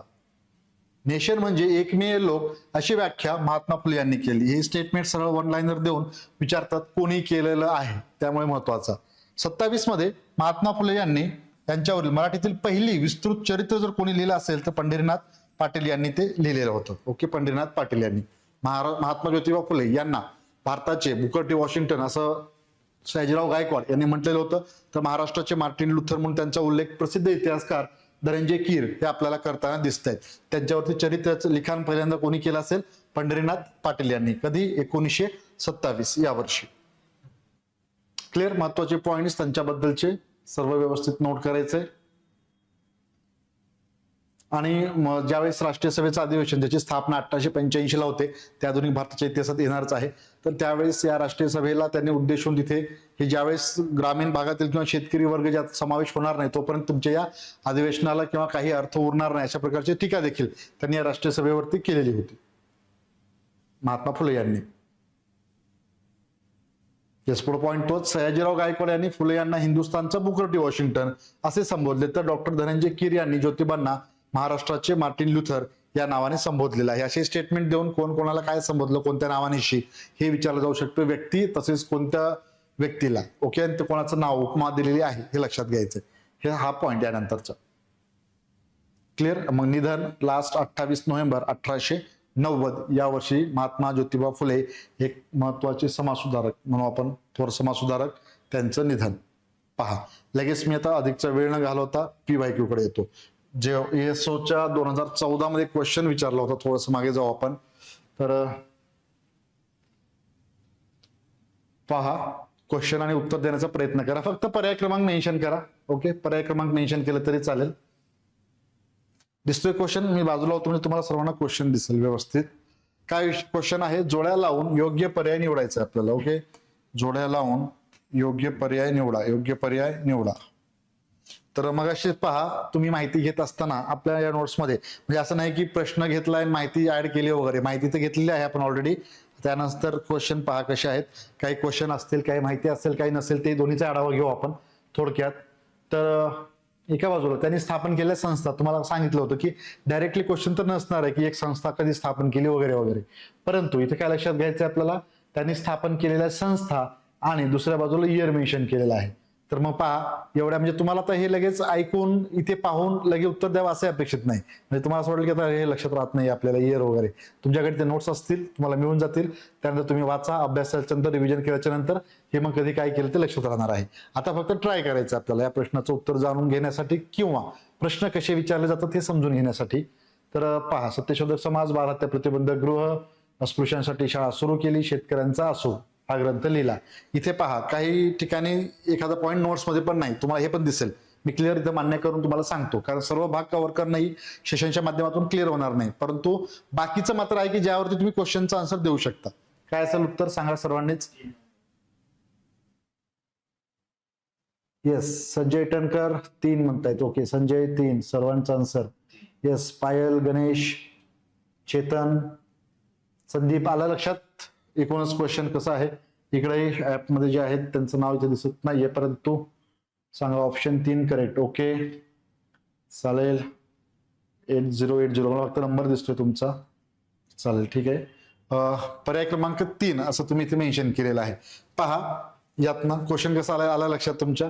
तर सत्यशोधक समाजाची स्थापना कधी केलेली आहे? 1873. सोपा प्रश्न म्हणून 3 नंबर इथं पाहायचं. एक माहिती असलं तरी उत्तर तुम्हाला येऊन गेलेलं आहे, बाकी पाहायची गरज नाही. जर कुठे आणखीन 3 असतं तर मात्र थोडस आणखीन वेळ गेला असता, आपला शोधावं लागला असतं. सोपा प्रश्न म्हणून सर्वांचं उत्तर अगदी बरोबर, अभिनंदन, करेक्ट आहे. क्लिअर.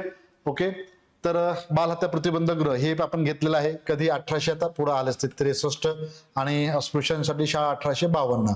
आपण शेतकऱ्यांचा आसूड हा ग्रंथ मेन्शन केलेला आहे, पण इयर मेन्शन केलं होतं का? नाही. प्रामाणिकपणे सांगायचं म्हणजे केलंय का? इयर नाही, कारण प्रत्येक गोष्टीची माहिती घेणं म्हणजे त्यामध्ये मग असं जर घ्यायला गेलं तर महात्मा फुले यांच्यावर 2-3 दिवस आपल्याला कमी पडतील आणखी. म्हणून मी बरीचशी माहिती आहे जी आपल्याला खूप सारा जर एक ग्रंथच तयार होईल म्हणजे सर्व डीपली जाणं तेवढं शक्य नसतं आणि तो अपेक्षित पण नाहीये, लक्षात घ्या.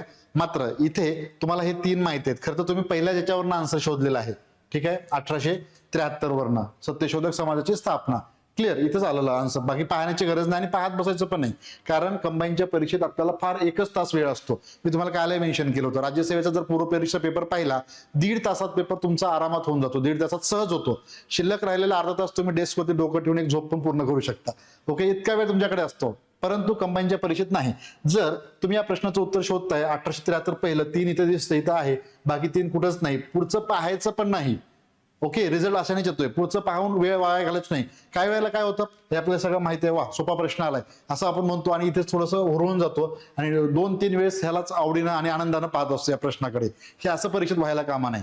प्रत्येकाला तेवढंच न्याय द्यायचा आपल्याला. पटकन 3 वरती गेलं, 3 कुठं दिसत नाहीये, बाकीचं पाहायचीही गरज नाही, सरळ लिमिट सोडून द्या, आन्सर चूज करा, गोल करा, पुढच्या प्रश्नाकडे वळा. जे तुम्हाला अडचणीचा प्रश्न ठरतो, विचार करायला भाग पाडतो, तिथे तुम्हाला तो वेळ खर्ची करायला जमेल. क्लिअर, यामुळे ते आणखीन सोपं होणार आहे. त्यामुळे बाकीच्या गोष्टी पाहत बसायचं नाहीये, हे लक्षात असू द्या. एक सोपा प्रश्न म्हणून आपण पहिला जो असिस्टंट सेक्शन ऑफिसर 2014 मध्ये तो विचारला होता, अलीकडच्या काळातील क्वेश्चन घ्यायचा आपल्याला, असा एक प्रश्न आपल्याला इथे दिसतोय, आयोगाने विचारला होता 2014च्या परीक्षेमध्ये. नेक्स्ट वन, काही इथे क्लिअर डाऊट होण्याचं काही नाही, आलं लक्षात, सोपं होतं, सरळ सरळ, काही वेगळं असं काही नाहीये. आणि इयर विचारलं होतं आणि संस्था एका बाजूला आहेत, हे मात्र आपण मेन्शन केलं नाही. 1883 मी सांगितलं नव्हतं की शेतकऱ्याचा असोड, फक्त शेतकऱ्याचा असोड मेन्शन केलेला आहे. असे काही तुम्हाला परीक्षेमध्ये दिसतील तर अरे मग ह्याच्यामुळे गडबडून जायचं नाही इथं. ओके, त्यामुळे तिथं जास्त ताण नाही घ्यायचा. हे 3 आहे ना क्लिअर, त्यावरून तुम्हाला उत्तर मिळून जाईल. नेक्स्ट, आता थोडंसं लागेल, जरासं कस लागेल बुद्धीचं असं म्हणू आपण, कारण आपल्याला लगेच ते व्यक्ती लक्षात राहतील का नाही माहिती नाही, पण ज्यांनी PYQ सोडवलेलं आहे त्यामुळे त्यांना ते सोपं जाईल, लगेच तुम्ही पर्याय चूज कराल. पण इथे पहा खरं आणि आठवते का पहा, मुलींची शाळा चालविण्यासाठी महात्मा ज्योतिबा फुले यांना खालीलपैकी कोणी सहकार्य केले? कंबाईन 2019 मध्ये क्वेश्चन विचारला गेला होता, पहा. आणि याच प्रश्नाचं उत्तर कसं द्यायचं याबद्दल आपण चर्चा करू. सखाराम परांजपे, सदाशिव गोविंद हाटे, सदाशिव गोवंडे, मोरो विठ्ठल वाळवेकर, विष्णुपंत थत्ते, केशव शिवराम भवाळकर, देवराव ठोसर, सौ EC जोन्स. पर्याय क्रमांक 1 A आणि B, BCD, ABC सर्वच आहेत.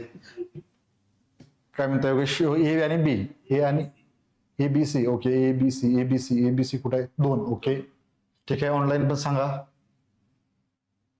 येस सिद्धू, काय म्हणताय? 1. ओके, येस, इकडं पण ऍपमध्ये जे आहेत विद्यार्थी त्यांनी सांगायचंय काय असेल उत्तर. 8080. तुमचं नाव दिसत नाही फक्त मला, आणि त्यामुळे तुमचं उत्तर घेतोय मी इकडे, आणि काही क्वेश्चन असतील तर विचारा.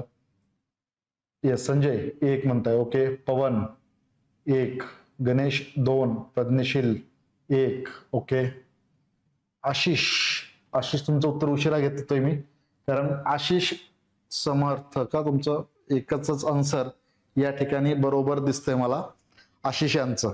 येस, 4. पर्याय क्रमांक 4 या प्रश्नाचं करेक्ट आन्सर आहे. सर्वांचाच यात समावेश होता. क्लिअर. आता या प्रश्नाचं उत्तर कसं द्यायचं ते देखील सांगतो. वरील सर्व बरोबर. क्लिअर. मी तुम्हाला काल डिव्हायडेशन केलं होतं प्रश्नांचं, आठवतंय? 10 पैकी 8 प्रश्न आपल्याला नॉर्मल असतात आणि 9 आणि 10 असे असतात की मग तिथे आपण उत्तर देऊ शकत नाही. त्यापैकी 9 आणि 10 पैकी हा क्वेश्चन होता. आता हे माहिती घेतल्यामुळे नाव ऐकली तुम्ही, ठीक आहे, परंतु असे तुम्हाला काही क्वेश्चन पाहायला मिळतील ते 9-10 म्हणजे 2 क्वेश्चन. तर या प्रश्नाचे उत्तर कसं द्यायचंय पहा. आयोगाला अपेक्षित असतं एक, अरे बाबा तुमचा 8 तास नकोय की सगळेच प्रश्न मी सोडवतोय, एक तर स्किप करा आणि पुढे क्वेश्चनकडे जा, कारण निगेटिव्ह मार्क सिस्टीम मी ठेवलेली आहे. ठीक आहे, एक भाग. दुसरा, या प्रश्नाचं उत्तर देत असताना अशा व्यक्तींची नावे लक्षात ठेवणं शक्यच नसतं कोणालाच, आणि त्यामुळे हा जो पर्याय आहे तो तुम्ही एक म्हणजे रिस्क म्हणून कॅल्क्युलेट, म्हणजे रिस्क घ्यायची आहे, ती घ्यायची का नाही तुम्ही ठरवायचंय. नाहीतर एखाद्या प्रश्नाचं उत्तर चुकून आणि तुम्ही सांगाल की अरे सर तुम्ही सांगितलं होतं आम्ही ते वरील सर्व बरोबर केलंय, असं नाही. ओके, असं नाही घ्यायचंय ते.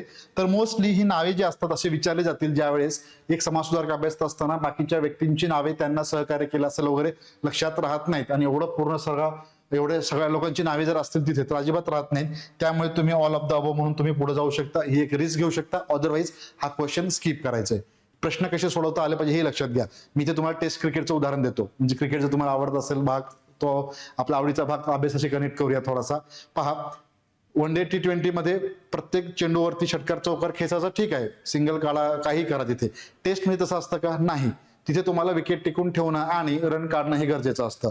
मग विकेट टिकून ठेवत असताना एखादा चांगला चेंडू आलाय, नाही मला या बॉलला चौकार खेळायचंच आहे आणि तो बॉल स्विंग होऊन येतोय, माहिती आहे छेडछाड करू नको बाबा, ते सोडून दे असं आपलं कळतंय मनोमनी, परंतु आपण कसं करतोय, नाही मला खेळायचं आणि खेळायचा प्रयत्न करतो आणि स्लिप मध्ये झेल बाद होतो. हे व्हायचं नाहीये. तो बॉल चांगला येतोय ना, ठीक आहे, थोडं संयम बाळगायचा आहे, लिमिट म्हणजे सोडून द्यायचं आहे. मग परत पुढच्या बॉलला चांगला एक संयमानं जे चांगल्या चेंडूचा वेट करून मग सिंगल डबल चौकार जे काही ते आपल्याला खेळायचं आहे. क्लिअर?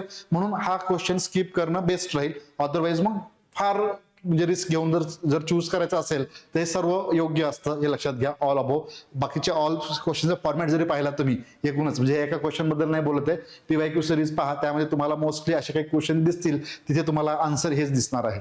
मग त्यानुसार तुम्ही या प्रश्नाचं उत्तर देऊ शकता. हे एक रिस्क घ्यायचं किंवा मग ते क्रिकेटच्या उदाहरणासारखं स्किप करा, काय हरकत नाहीये, स्किप करायचे, पुढे जायचं. आणि हे मी कोणाबद्दल बोलतोय, जे विद्यार्थी सिरियसली सुरुवातीपासून व्यवस्थित अभ्यास करताय, PYQ सांगितल्याप्रमाणे त्याचं अनालिसिस केलेलं आहे, रिव्हिजन केलेलं आहे, वाचन झालेलं बऱ्याच सर्व प्रश्न सोडवलेला आहे आणि सिरियसली पेपर देत आहे, त्यांच्याकरिता असेल. बाकीच्यांना काय तुम्ही ऑल कसंही कोणते पेपर सोडून बाहेर या, काही प्रॉब्लेम नाहीये. ठीक आहे, क्लिअर आलं लक्षात? या पद्धतीने आपल्याला सॉल्व्ह करायचे आहेत. आणखी एक 2 प्रश्न घेऊया आणि पुढील समाज सुधारकाकडे वळायचं आपल्याला.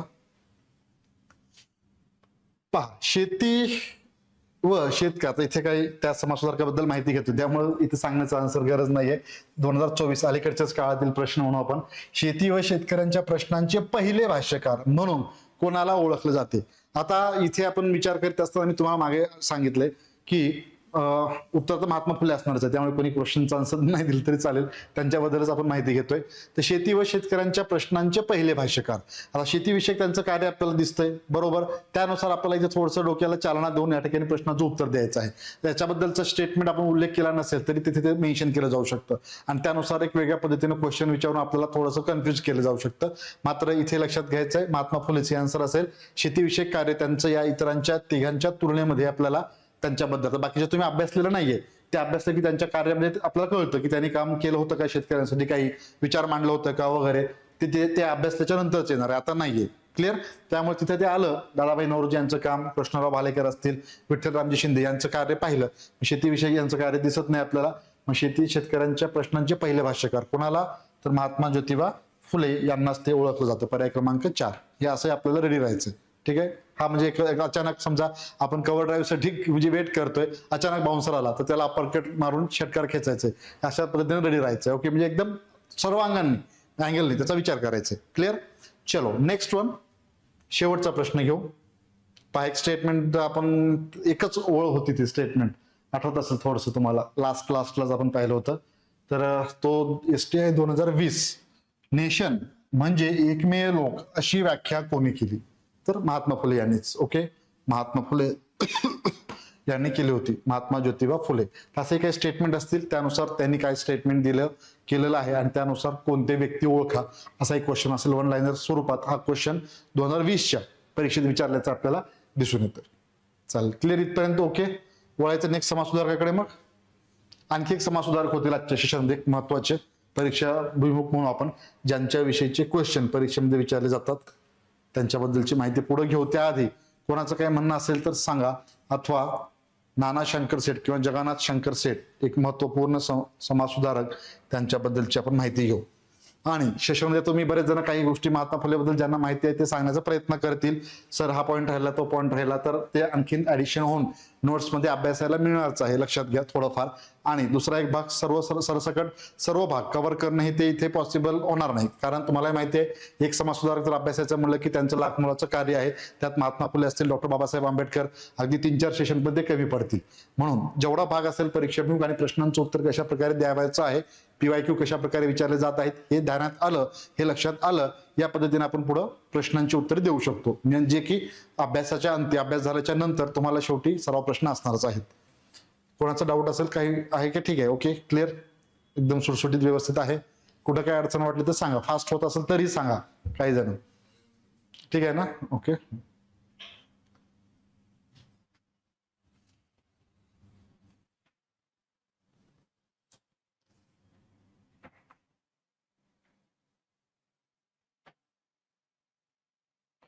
यस पाहिल. दादाभाई यांनी संपत्ती निस्सारणाचा हा, तुम्ही बरोबर सांगितलं, संपत्ती निस्तारणाचं सांगितलेलं असेल किंवा आता शेती संबंधी जोडायचं असेल तर दादाभाई नौरोजी हे नंतर.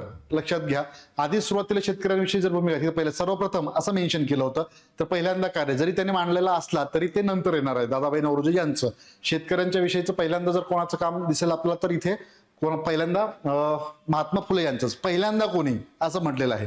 हा एक शब्दावरती जोर द्यायचा आहे आपल्याला.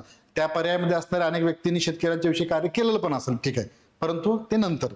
ठीक आहे, पहिल्यांदा कोणी असा प्रश्न होता तो. चालेल, चलो.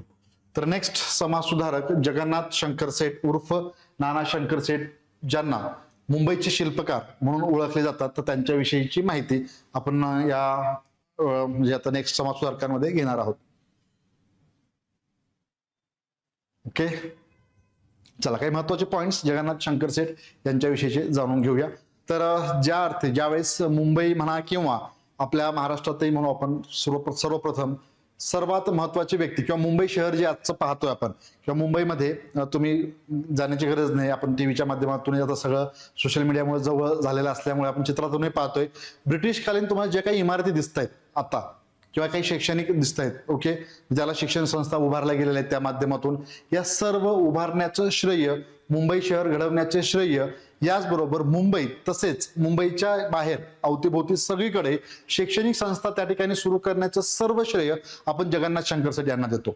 नाना शंकर सेठ उर्फ मुंबईचे शिल्पकार किंवा दानशूर नाना या नावाने त्यांना ओळखलं जातं. दानशूर का, तर एखादा व्यक्ती कुठलाही काम घेऊन त्यांच्याकडे आला समजा आणि ते सुधारणावादी असेल किंवा काही वेळेला त्यांना ते काम करून पुढे जायचं आहे आणि त्या माध्यमातून काही समाजाचं भलं होतं यासाठी त्यांनी आर्थिक मदत केली, विचारली, अण्णांकडे विचारणा केली, नानांकडे, मग त्यांनी ते सरळ म्हणजे कुठल्याही प्रकारचा विचार न करता मोठ्या प्रमाणात आर्थिक मदत सरळ करायचे आणि जी संस्था असेल किंवा जे कार्य असेल त्यासाठी लाख मुलाचं आर्थिक मदत अनेक व्यक्तींना त्यांनी केलं होतं आणि म्हणूनच त्यांना दानशूर नाना या नावाने ओळखलं जायचं. म्हणजे मुंबई त्यांनी सुरुवातीला जर आपण पाहायला गेलं तर जे काही शैक्षणिक संस्था उभारल्या होत्या, म्हणजे सुरुवातीला त्यांनी स्थापन केलं होतं मुंबई शाळा पुस्तक मंडळ, त्याची स्थापना केली होती. की शाळा पुस्तक मंडळ लक्षात ठेवा. स्कूल बुक सोसायटीची स्थापना केली होती 1822च्या दरम्यान आणि त्याचंच पुढे नाव काय झालं, बॉम्बे नेटिव्ह एज्युकेशन सोसायटी. एक स्टँडर्ड नाव जर पुढे आपण घेतो त्याचं मूळ नाव काय होतं, ज्याची स्थापना नानांच्या पुढाकारानं झालं होतं, ते म्हणजे शाळा पुस्तक मंडळी. आणि या शाळा पुस्तक मंडळीची स्थापना झाल्याच्या नंतर मग 1823 मध्ये 22ला स्थापना, 1823 या वर्षी या शाळा पुस्तक मंडळीच बॉम्बे नेटिव्ह एज्युकेशन सोसायटीची स्थापना झाली. लॉर्ड एल्फिन्स्टन हे मुंबईचे गव्हर्नर होते, त्यांच्या पुढाकारानं या बॉम्बे नेटिव्ह एज्युकेशन सोसायटीची स्थापना केली आणि या बॉम्बे नेटिव्ह एज्युकेशन सोसायटीच्याच माध्यमातून मुंबई तसेच मुंबईच्या परिसरात पूर्ण म्हणजे ठाण्यापर्यंत म्हणून आपण अवतीभोवती सगळीकडेच त्या ठिकाणी अनेक शैक्षणिक संस्था उभा केल्या गेल्या होत्या. Okay, Bombay native education society लक्षात ठेवायचं आहे. त्याचं आधीचं नाव काय होतं, शाळा पुस्तक मंडळी. ओके, स्कूल बुक सोसायटी असं म्हणून आपण थोडक्यात आपल्या इंग्रजीमध्ये म्हणलं तर, आणि मराठीत शाळा पुस्तक मंडळीची स्थापना कोणी केली, परीक्षेत असा प्रश्न असेल, स्कूल बुक सोसायटी. ओके, शाळा पुस्तक मंडळी आपल्याला माहिती असेल किंवा स्कूल बुक सोसायटी माहिती असेल, मराठीत माहिती असेल, इंग्रजीत माहिती नसेल तर थोडंसं इंग्रजीतून प्रश्न जे आहेत तिकडे पण लक्ष ठेवायचे पेपर सोडत असताना. तर याची स्थापना त्यांनीच केली होती लॉर्ड एल्फिन्स्टन यांच्या सहकार्याने. आणि पुढं अविरतपणे काम सुरू असतानाच 1834 मध्ये याच माध्यमातून जगन्नाथ शंकर सेठ यांच्या आणि एल्फिन्स्टन यांच्या सहकार्याने पुढे आपल्याला दिसतं की पहिलं मुंबईमध्ये एल्फिन्स्टन महाविद्यालयाची स्थापना झालेली आहे. कधी, 1834. ज्या महाविद्यालयात अनेक पुढील समाजसुधारकांचं शिक्षण देखील झालं होतं. उदाहरणार्थ डॉक्टर बाबासाहेब आंबेडकर असतील, महर्षी धोंडो केशव कर्वे आहेत. ओके, यांचं शिक्षण या एल्फिन्स्टन महाविद्यालयात झालं, ज्याची स्थापना नाना शंकर सेठ यांच्या पुढाकारानं झालेली होती. मुंबई कायदे मंडळाचे सदस्य म्हणून देखील त्यांनी काम केलं होतं, हे लक्षात घ्यायचं आपल्याला. तसंच मुंबईच्या म्हणजे शिक्षण प्रांत मंडळ जे आहे तर त्याच्याही त्यांनी सदस्य त्या ठिकाणी होते. याचबरोबर जगन्नाथ शंकर सेठ यांनी 1852, हे महत्वाचं असेल लक्षात घ्या, या संस्थांच्या बाबतीत पुन्हा एकदा मेन्शन करतो, या संस्थांच्या बाबतीत परीक्षेत आवर्जून प्रश्न विचारले जात आहेत, त्याचं परत एकदा सिक्वेन्स वगैरे. तर 1852 या वर्षी लोकांची जे काही दुःख असतील किंवा जे काही गाऱ्हाणं असेल, जे काही समस्या असतील त्या सोडवण्यासाठी जगन्नाथ शंकर सेठ यांनी 1852 या वर्षी दादाभाई नौरोजी आणि भाऊदाजी लाड यांच्या सहकार्याने, पहा सहकार्य कोणी केलं, भाऊदाजी लाड आणि दादाभाई नौरोजी, हे नाव लक्षात ठेवायचं आपल्याला. दादाभाई नौरोजी, भाऊदाजी लाड यांच्या सहकार्याने जनतेची दुःख सोडवण्याकरिता 1852 या वर्षी जगन्नाथ शंकर सेठ यांनी बॉम्बे असोसिएशनची स्थापना केली होती. ओके, महत्वाचं असेल 1852. थोडंसं मागे येतो, पहिल्यांदाच वाफेच्या बोटीचा पायाभरणी करणारी पहिल्यांदा वाफेची बोट जी सुरू केली होती त्याची पायाभरणी जी म्हणू आपण, तर बॉम्बे स्टीमशिप नेव्हिगेशन सोसायटीची स्थापना देखील कंपनी म्हणू आपण, बॉम्बे स्टीमशिप नेव्हिगेशन कंपनीची स्थापना 1845 या वर्षी जगन्नाथ शंकर सेठ यांनाच त्याचं श्रेय जातं. ठीक आहे, हे एक महत्वाचं. यानंतर जगन्नाथ शंकर सेठ यांच्याविषयी आणखी सांगायचं म्हणजेच मुंबई कायदेमंडळाचे सदस्य झालेच, परंतु सर्वात महत्वाचं मुंबई विद्यापीठ जे आहे याच्या स्थापनेमध्ये त्यांचा महत्वाचा सहभाग होता जगन्नाथ शंकर सेठ यांचा. यानंतर त्यांनी जगन्नाथ शंकर सेठ यांच्या कार्याचा आढावा घेत असताना पुढे महत्वाचा भाग आणखी एक असेल तर ज्यावेळेस सतीबंदीचा कायदा, आपण इतिहासात बाकी विद्यार्थ्यांनी जुने विद्यार्थी असतील इकडे लाईव्ह अभ्यासलेला असेल तर त्यांच्याविषयी, तर जगन्नाथ शंकर सेठ यांनी ज्यावेळेस सतीबंदीचा कायदा लागू करण्यात आला होता 1829 ला, तो काय आहे, कोणी लागू केला, हे सर्व आपण डिटेलमध्ये त्या टॉपिकला जाणून घेऊ. इथे फक्त लक्षात ठेवा जी माहिती सांगतोय तेवढा ऐका एकदा. 1829 ला सती जाण्याचा प्रकार बंद करण्यात कायदेशीररित्या ज्याला मान्यता मिळाली त्यावेळेस राजाराम मोहन राय यांच्या पुढाकारानं आणि लॉर्ड विल्यम बेंटिक त्यावेळेस आपले बंगालचे गव्हर्नर सुरुवातीला आणि नंतर भारताचे गव्हर्नर, पहिले गव्हर्नर जनरल ते होते, तर त्यांच्या पुढाकारानं आणि राजाराम मोहन राय यांच्या सहकार्यानं 1829 या वर्षी सतीबंदीचा कायदा लागू करण्यात येतो. त्यावेळेस 3 प्रांत होते भारतामध्ये, 3 प्रांतानुसार भारताला म्हणजे ओळखलं जायचं मोस्टली त्या 1829च्या दरम्यान. तर तिथे बंगाल, मुंबई, मद्रास, बरोबर, बंगाल, मुंबई, मद्रास. तर बंगालमधून राजाराम मोहन राय यांनी सतीबंदीच्या कायद्यावरती स्वाक्षरी केली होती तो कायदा पारित होण्याकरिता. तर मुंबई प्रांतातून कोण होतं असाही प्रश्न परीक्षेमध्ये येणार आहे. तर हे व्यक्ती होते त्यांच्याविषयीची आपण माहिती घेतोय. महत्वाचा पॉईंट असेल हा, लक्षात ठेवायचा आहे. सतीबंदीच्या कायद्यावरती मुंबई प्रांतातून त्या ठिकाणी स्वाक्षरी करणारे व्यक्ती कोण, जगन्नाथ शंकर सेठ, आणि अय्यर नावाचे व्यक्ती मद्रास या प्रांतातून होते. क्लिअर, ते परत पुढे येणारच आहे परंतु इथे तो माहिती असणं आवश्यक. तर अशा प्रकारे एक लाख मोलाचं कार्य जगन्नाथ शंकर सेठ, नाना शंकर सेठ ज्यांचा जन्म नुकतं याच महिन्यात आपण योगायोग आजच्या दिवशी माहिती घेतोय, तर 10 फेब्रुवारी 1803 या वर्षी झालेला होता. कुठे, मुंबई या ठिकाणी. मूळगाव मुरबाड, ठाणे जिल्हा. मुरकुटे हे त्यांचं मूळ आडनाव होतं. क्लिअर, तशी काही माहिती महत्वाची आणखी ऍडिशनल परीक्षाभिमुख पॉईंट्स यांच्याबद्दल जाणून घेऊ आणि परत PYQ देखील असतील. क्लिअर, या पद्धतीने आपल्याला पुढे जायचं. सेकंड समाज सुधारक जगन्नाथ शंकर सेठ.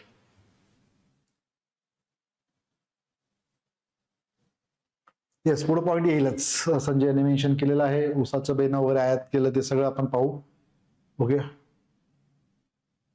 येस, इकडं ऍपमध्ये thank you, point two point explanation, nice explain, thanks. चालेल, काही असेल तर माहिती सांगत चला आणि क्वेश्चन विचारत चला. तर आणि प्रश्नाच्या संदर्भात म्हणजे प्रश्न जसे आहेत त्या पद्धतीने आपण ते माहिती घेऊ. तर जगन्नाथ शंकर सेठ यांच्याबद्दलची माहिती थोडक्यात सांगून झालं. यानंतर पॉइंट्स पाहायचे आहेत, पहा. तर जन्म कधी, 10 फेब्रुवारी. जन्मावर वगैरे तर क्वेश्चन येणार नाहीत, ते आधीच्या काळात होते. मात्र एक आणखीन चान्स आहे, कसा पहा. आता ते आपण दुर्लक्ष करतो, बाकी सगळी माहिती घेतो आणि आता कुठे जन्म विचारता येतात, ते खूप आधीचं होतं, म्हणजे 10-12 वर्षाच्या आधी म्हणू आपण जन्म ठिकाण वगैरे विचारायचं. परंतु आताही काही समाज सुधारकांच्या बाबतीत काही वेळेला तुम्हाला मग डेट देखील विचारून या दिवशी याचा जन्म झाला होता, एका बाजूला आणि दुसऱ्या बाजूला समाज सुधारकांची नावे किंवा ठिकाणांची नावे. मुंबई, कडगुणला जन्म झाला नव्हता महात्मा फुलेंचा, पुणेला झाला होता, तरी देखील कडगुण, मुंबई अशा असतील. आणि दुसऱ्या बाजूला मग समाज सुधारकांची नावे, मग चुकीची जोडी निवडा. मग कडगुण महात्मा फुले यांच्याविषयी आपण वाचलेलं असतं, ते बरोबर आहे असं वाटतं, आणि बाकीचं एखाद्याबद्दल माहिती नसतं, यांचा जन्म कुठे झालेला आहे कोणाचा तरी, आणि ते मात्र इथे चुकण्याची दाट शक्यता असते. क्लिअर, त्यामुळे थोडंसं बारकाईने पहा, याकडे अगदीच दुर्लक्ष करून चालणार नाही, त्यामुळे बेसिक माहिती असणं गरजेचं. तर 10 फेब्रुवारी 1803 मुंबई या ठिकाणी जन्म. मूळ गाव मात्र मुरबाड, कुठे येतं, ठाण्यामध्ये. मूळ आडनाव त्यांचं होतं मुरकुटे. जगन्नाथ उर्फ नाना शंकर सेठ हे मुंबईचे शिल्पकार, मुंबईची जी जडणघडण जे म्हणू आपण त्यांच्याच पुढाकारानं असं म्हणून मुंबई शहर जे वसलं गेलेलं आहे, म्हणून त्यांना मुंबईचे शिल्पकार असं ओळखलं जातं. तर दानशूर स्वभावाच्या नानांनी गोरगरीब जनता व अनेक संस्थांना आर्थिक मदत केली आणि म्हणूनच दानशूर नाना या नावाने देखील ते ओळखले जायचे, दानशूर नाना. मग त्यांचं कार्य 1823 सर्वप्रथम बॉम्बे नेटिव्ह एज्युकेशन सोसायटी, त्याआधी लक्षात घ्यायचं 1822. थोडक्यात त्याचं नाव काय होतं आधीचं, शाळा पुस्तक मंडळ. शाळा पुस्तक मंडळाची स्थापना कोणी केली होती 1822 ला, जगन्नाथ शंकर सेठ यांच्याच पुढाकारानं. त्याचं आधीचं नाव आपण मेन्शन केलं असं म्हणू आपण. आणि त्यानंतर मग 1823 ला बॉम्बे नेटिव्ह एज्युकेशन सोसायटी, एक स्टँडर्ड नाव म्हणून आपण थोडक्यात आपल्या भाषेत इंग्रजीत वाचलं जरा बरं वाटतं असं या पद्धतीनं. शाळा पुस्तक मंडळ वाचणं असं वाचणं वेगळं, ओके रे. म्हणून थोडक्यात बॉम्बे नेटिव्ह एज्युकेशन सोसायटी 1822ला शाळा पुस्तक मंडळ तेच आहे, लक्षात घ्या. याचं आधीचं नाव विचारलं जाईल किंवा 1823ला स्थापन झालं, त्यानंतर याची स्थापना कोणी केली असं असेल ते लक्षात ठेवायचंय. त्यानंतर पुढचा पॉईंट महत्वाचा, 1845 स्टुडंट लिटररी अँड सायंटिफिक सोसायटीच्या स्थापनेसाठी नानांनी मोठी आर्थिक मदत केली आणि डॉक्टर भाऊदाजी लाड, दादाभाई नौरोजी, विश्वनाथ नारायण मंडलिक यांनी मुंबईत या संस्थेची स्थापना केली. आता पहा प्रश्न कसा येतो आणि प्रश्न चुकण्याची दाट शक्यता कशी असते, हा पॉइंट महत्वाचा असेल. स्टुडंट लिटररी सायंटिफिक सोसायटी ची स्थापना जगन्नाथ शंकर शेट यांनी केली का? केली का? येस, जगन्नाथ शंकर शेट यांनी केली का? वाचा पॉइंट, वाचा परत एकदा. येस ऑर नो एवढंच कमेंट करायचंय ऑनलाईन विद्यार्थ्यांनी. स्टुडंट लिटररी सोसायटीची स्थापना जगन्नाथ शंकर शेट यांनी केली का? येस, येस ऑर नो मध्ये सांगू शकता. तर पहा इथे थोडंसं आपण व्यवस्थित एक्सप्लेन करूनच पुढे जाऊ, ठीक आहे. काही ठिकाणी आपले चुका ज्या ठिकाणी होत आहेत ते लक्षात घ्यायचं आहे. तर नाही, स्टुडंट लिटररी अँड सायंटिफिक सोसायटीची स्थापना जगन्नाथ शंकर शेट यांनी केलेली नाही, त्यांनी त्याला आर्थिक मदत केलेली होती. कोणी आर्थिक मदत केली? कोणी आर्थिक मदत केली? जगन्नाथ शंकर शेट यांनी. मात्र या स्टुडंट लिटररी अँड सायंटिफिक सोसायटीच्या स्थापनेत कोणाचा सहभाग होता? भाऊदाजी लाड, दादाभाई नौरोजी, विश्वनाथ नारायण मंडलिक. प्रश्न असाही असेल, आता समाज सुधारक अभ्यासताय जगन्नाथ शंकर शेट, मात्र परत क्वेश्चन असा असेल, student literary and scientific society जी 1845ला स्थापन केली, याच्या स्थापनेत खालीलपैकी कोणाचा सहभाग होता?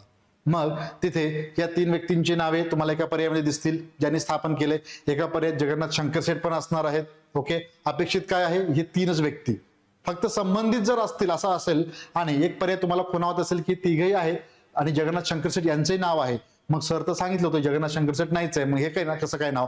तर तेव्हा त्यांना अपेक्षित की ठीक आहे शंकर शेट पण उत्तरमध्ये आहेत कारण संबंधित आहेत असं विचारायच्या नंतर. पण स्पेसिफिक तुम्हाला ज्यावेळेस विचारलं जाईल student literary and scientific society, ते काय त्याच्या भानगडे जायची गरज नाही. मोस्टली हे जगन्नाथ शंकर शेट यांच्याशी रिलेटेड नाही आहे, मोस्टली हे यांच्याशी जास्त रिलेटेड आहे. भाऊदाजी लाड, दादाभाई नौरोजी, विश्वनाथ नारायण मंडलिक यांनी मुंबईत, कुठे स्थापना? मुंबईत स्थापना 1845 या वर्षी.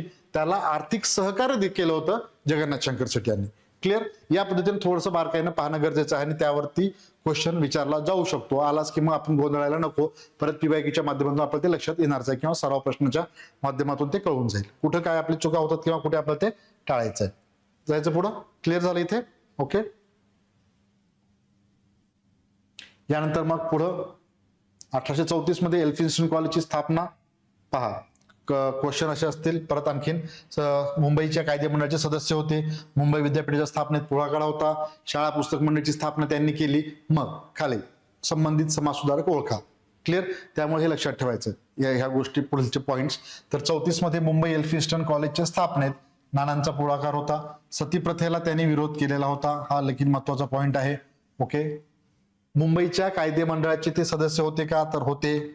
मुंबई विद्यापीठाच्या स्थापनेत पुढाकार होता का? यस, तिथे त्यांचा पुढाकार होता. सती प्रथेचा विरोध देखील महत्वाचा, सेपरेटली पॉइंट मेन्शन केलेला आहेच, पुढे दिसेल तो. पुढं ज्याचं मी नाव मगाशी मेन्शन केलं, Bombay steamship navigation company. Okay, company याची स्थापना कोणी केलेली आहे? 1845 म्हणजे वाफेच्या बोटीचा पाया घालणारी the Bombay steamship navigation company उभारण्यात जगन्नाथ शंकर शेट यांचा पुढाकार होता.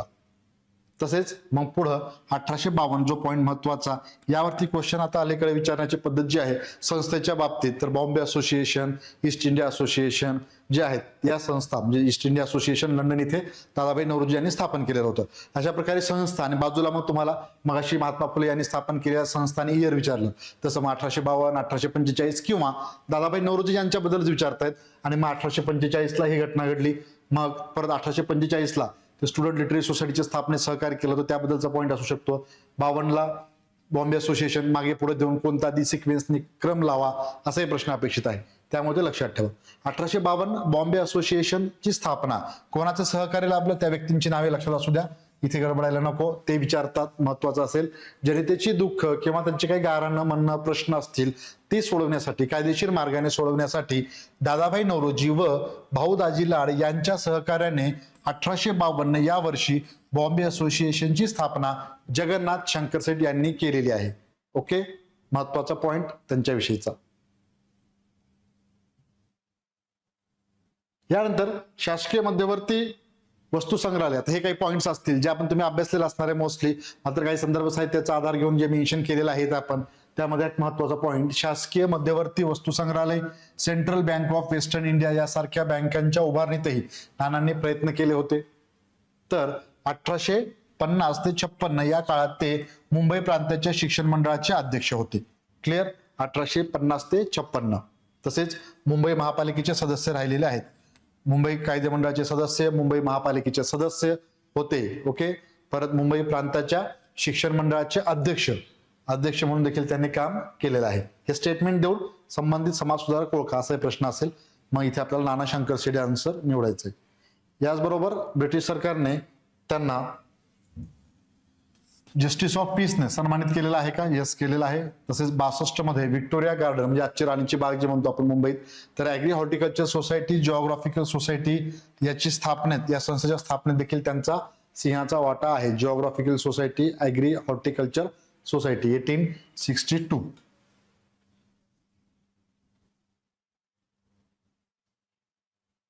पुढे मग काही महाविद्यालयाच्या स्थापनेचे पुढाकार ते लक्षात घ्यायचं आपल्याला इथे. जगन्नाथ शंकर शेट यांचा. तर ग्रँड मेडिकल कॉलेज 1845 ची स्थापना, या त्यांचं सहकार्य पुढाकार होता. जे महाविद्यालय 1845च आहे. पुन्हा संस्कृत महाविद्यालय 1851. त्यानंतर पहिले कायदा महाविद्यालय 1855 आणि शेवटी 1857च्या दरम्यान आपल्याला मुंबई विद्यापीठाच्या त्यांच्या स्थापनेत पुढाकार असल्याचं आपल्याला दिसतं. 57-58 असं म्हणू आपण. ठीक आहे. तर 45, 51, 55, 57 ते 58 मेडिकल कॉलेज, जे महाविद्यालय, यापैकी कोणत्या महाविद्यालयाच्या स्थापनेत जगन्नाथ शंकर शेट यांचा पुढाकार नव्हता? ओके, आला क्वेश्चन लक्षात. मग आपल्याला कॉलेजची नावे मेन्शन केली जातील. एखादं दुसरं कॉलेज असेल ते त्यांच्याशी संबंधित नसणार आहे, मग ते आपलं उत्तर असणार आहे, हे लक्षात असू द्या.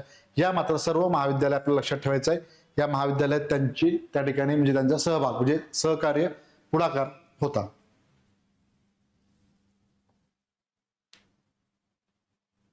हा पॉईंट इथं आलेला आहे. ठीक आहे. पण हे मगाशी आपण बॉम्बे नेटिव्ह एज्युकेशन सोसायटीचं मेन्शन केलं. त्याच्या आधी 1822 मुंबईची शाळा आणि शाळा पुस्तक मंडळी स्थापन 1822 मध्ये आहे. त्याच पुढे बॉम्बे नेटिव्ह एज्युकेशन सोसायटी. यानंतर परत रिपिटेशन समजा या पॉइंट स्टुडंट्स लिटररी सायंटिफिक सोसायटीची मुंबईत स्थापना त्यांनी केलेली होती 1845. आता परत तिकडे वेळ नको हे करता आपण लगेच जाऊ नेक्स्ट पॉईंटकडे, लगेच वळूया. आणि इथे आता सेपरेटली मेन्शन केलेलं आहे. ओके, लक्षात ठेवा. सतीप्रथी बंद करण्याकडे सतीची प्रथा जी आहे बंद करण्यासाठी केलेल्या अर्जावरील सह्या बंगाल प्रांतातून राजा राममोहन राय दिसतात आपल्याला. मद्रास प्रांत अय्यर नाव लक्षात ठेवा फक्त. मुंबई प्रांत जगन्नाथ शंकर शेट. ओके, मुंबईतून कोण? समाजसुधारक अभ्यासत असताना त्यांच्याशी रिलेटेड असलेला पॉईंट म्हणून हे मेन्शन केलं आणि हे लक्षात ठेवायचं आपल्याला. ओके, या प्रांतातून त्यांनी म्हणजे पुढाकार घेतला होता आणि सतीचा कायदा, सतीबंदीचा कायदा जो आहे पारित करण्यासाठी त्यांचा रोल महत्वाचा इथे आपल्याला असल्याचं दिसतं. मुंबई प्रांत जगन्नाथ शंकर शेट. पुढं नानांच्या प्रयत्नामुळे मुंबईत नाट्यगृह, दवाखाने, धर्मशाळा, मंदिरे आणि चिंचपोकळी येथे गॅस कंपनी सुरू झाली. आता पहा, इथे फक्त एवढंच असेल एखाद्या स्टेटमेंट मध्ये तुम्हाला, चिंचपोकळी येथे गॅस कंपनी कोणी सुरू केली. एकदमच फार डीप मध्ये गेल्यासारखं वाटतं कुठं कुठं, मतलब काही एवढे सगळे पॉईंट सगळे बाजूला गेले आणि सरळ असं विचारला जाऊ शकतं एखादा पॉईंट. मग तो क्वेश्चन ते 9-10 मध्येच असणार आहे, तो जो स्किप करायचा आहे. आणि जर तुम्हाला माहिती असेल तर मग बेस्ट, म्हणजे आपण त्याचं उत्तर इथे देऊ शकतो. ठीक आहे, हे लक्षात ठेवा. तसेच जगन्नाथ शंकर शेट यांनी कुठून? मॉरिशस मधून महाराष्ट्रात ऊसाचे बेणे त्या ठिकाणी आयात केलेलं आहे. हे स्टेटमेंट असणार आहे तिथे. हे दोन स्टेटमेंट दिले. समजा चिंचपोकळी येथे गॅस कंपनी सुरू केली, ए विधान. बी विधान असेल जगन्नाथ शंकर शेट यांनी मॉरिशस मध्ये, यांनी नाही म्हणजे कोण येतं, मॉरिशस मधून महाराष्ट्रात ऊसाचं बियाणं आयात केलं. दोन स्टेटमेंट देऊन परत समाजसुधारक ओळखायचे, यावरनं तुम्हाला ते ओळखायला येईल. महत्वाचे पॉईंट्स हे दोन्ही असतील. परीक्षाभिमुख म्हणू आपण या ठिकाणी. त्यांचे नाट्यगृह, दवाखाने, धर्मशाळा, मंदिर हे तर आहेच. याचबरोबर गॅस कंपनी सुरू झाली होती चिंचपोकळी येथे त्यांच्याच प्रयत्नातून. आणि मॉरिशस मधून महाराष्ट्रात ऊसाचं बेणे त्यांनी आयात केलेलं होतं जगन्नाथ शंकर शेट यांनी. येस, मागाशी कमेंटद्वारे कोणीतरी मेन्शन केलं होतं हा पॉईंट, तर आपण तो आता इथे त्या पॉईंटकडे आलेलो होतो.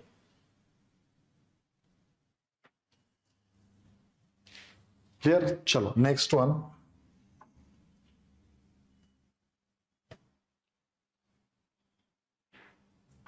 जगन्नाथ शेठ, शंकर शेठ व जमशेदजी जिजाऊभाई यांनी 1843 साली ग्रेट ईस्टर्न रेल्वे कंपनीची स्थापना त्यांनी केलेली होती. आणि त्यामुळे पुढे आपल्याला दिसतं की मग आशियातील पहिली रेल्वे जी आहे बोरीबंदर ते ठाणे आपण म्हणतो 1853ला 16 एप्रिल 1853 पहिली रेल्वे धावलेली आहे. सुरुवातीला मात्र या ग्रेट ईस्टर्न रेल्वे कंपनीची स्थापना त्यांच्या प्रयत्नातनं पुढे झालेली आहे 1843 मध्ये. आणि मग शेवटी निधन 31 जुलै 1865. ठीक आहे. नाना हे मुंबईचे अनभिषिक्त सम्राट होते असं आचार्य प्रख्यात्रे प्रल्हाद केशवात्रे यांनी त्यांचा कार्याचा गौरव केला. अनभिषिक्त सम्राट म्हणजेच काय तर कुठल्याही प्रकारचा राज्याभिषेक न होता किंवा राजा ही उपाधी न देता त्या ठिकाणी लोकांचं काम करून अशा पद्धतीने त्या ठिकाणी त्यांचा उल्लेख अनभिषिक्त सम्राट म्हणून त्यांचा उल्लेख कोणी केला प्रल्हाद केशवात्रे यांनी त्यांचा कार्याचा गौरव केलेला होता. काही वेळेला ज्यावेळी संस्था समाज तुम्हाला मी आधी सांगितलं होतं या ठिकाणी यांच्याबद्दल आता 1865 पर्यंत आहेत ते कार्यरत आपल्याला दिसतात. त्यांच्या संदर्भात क्वेश्चन आला आणि त्याच्यानंतरचं इयरशी संबंधित काही विचारलं गेलं ते क्लिक करायचं आपलं म्हणजे आठवायचंय. ओके. इथे हे काही नसतील जाता याचा काही संबंध नाही म्हणून ते त्याचं उत्तर नसणार आहे. याही पद्धतीने क्वेश्चनचे आन्सर आपल्याला द्यायचे आहेत. तर एक महत्वाचे समाज सुधारक त्यांच्याविषयीची माहिती सेकंड आपण म्हणू आजच्या भागातले. तर याविषयीचे मात्र प्रश्न पाहूया थोडक्यात.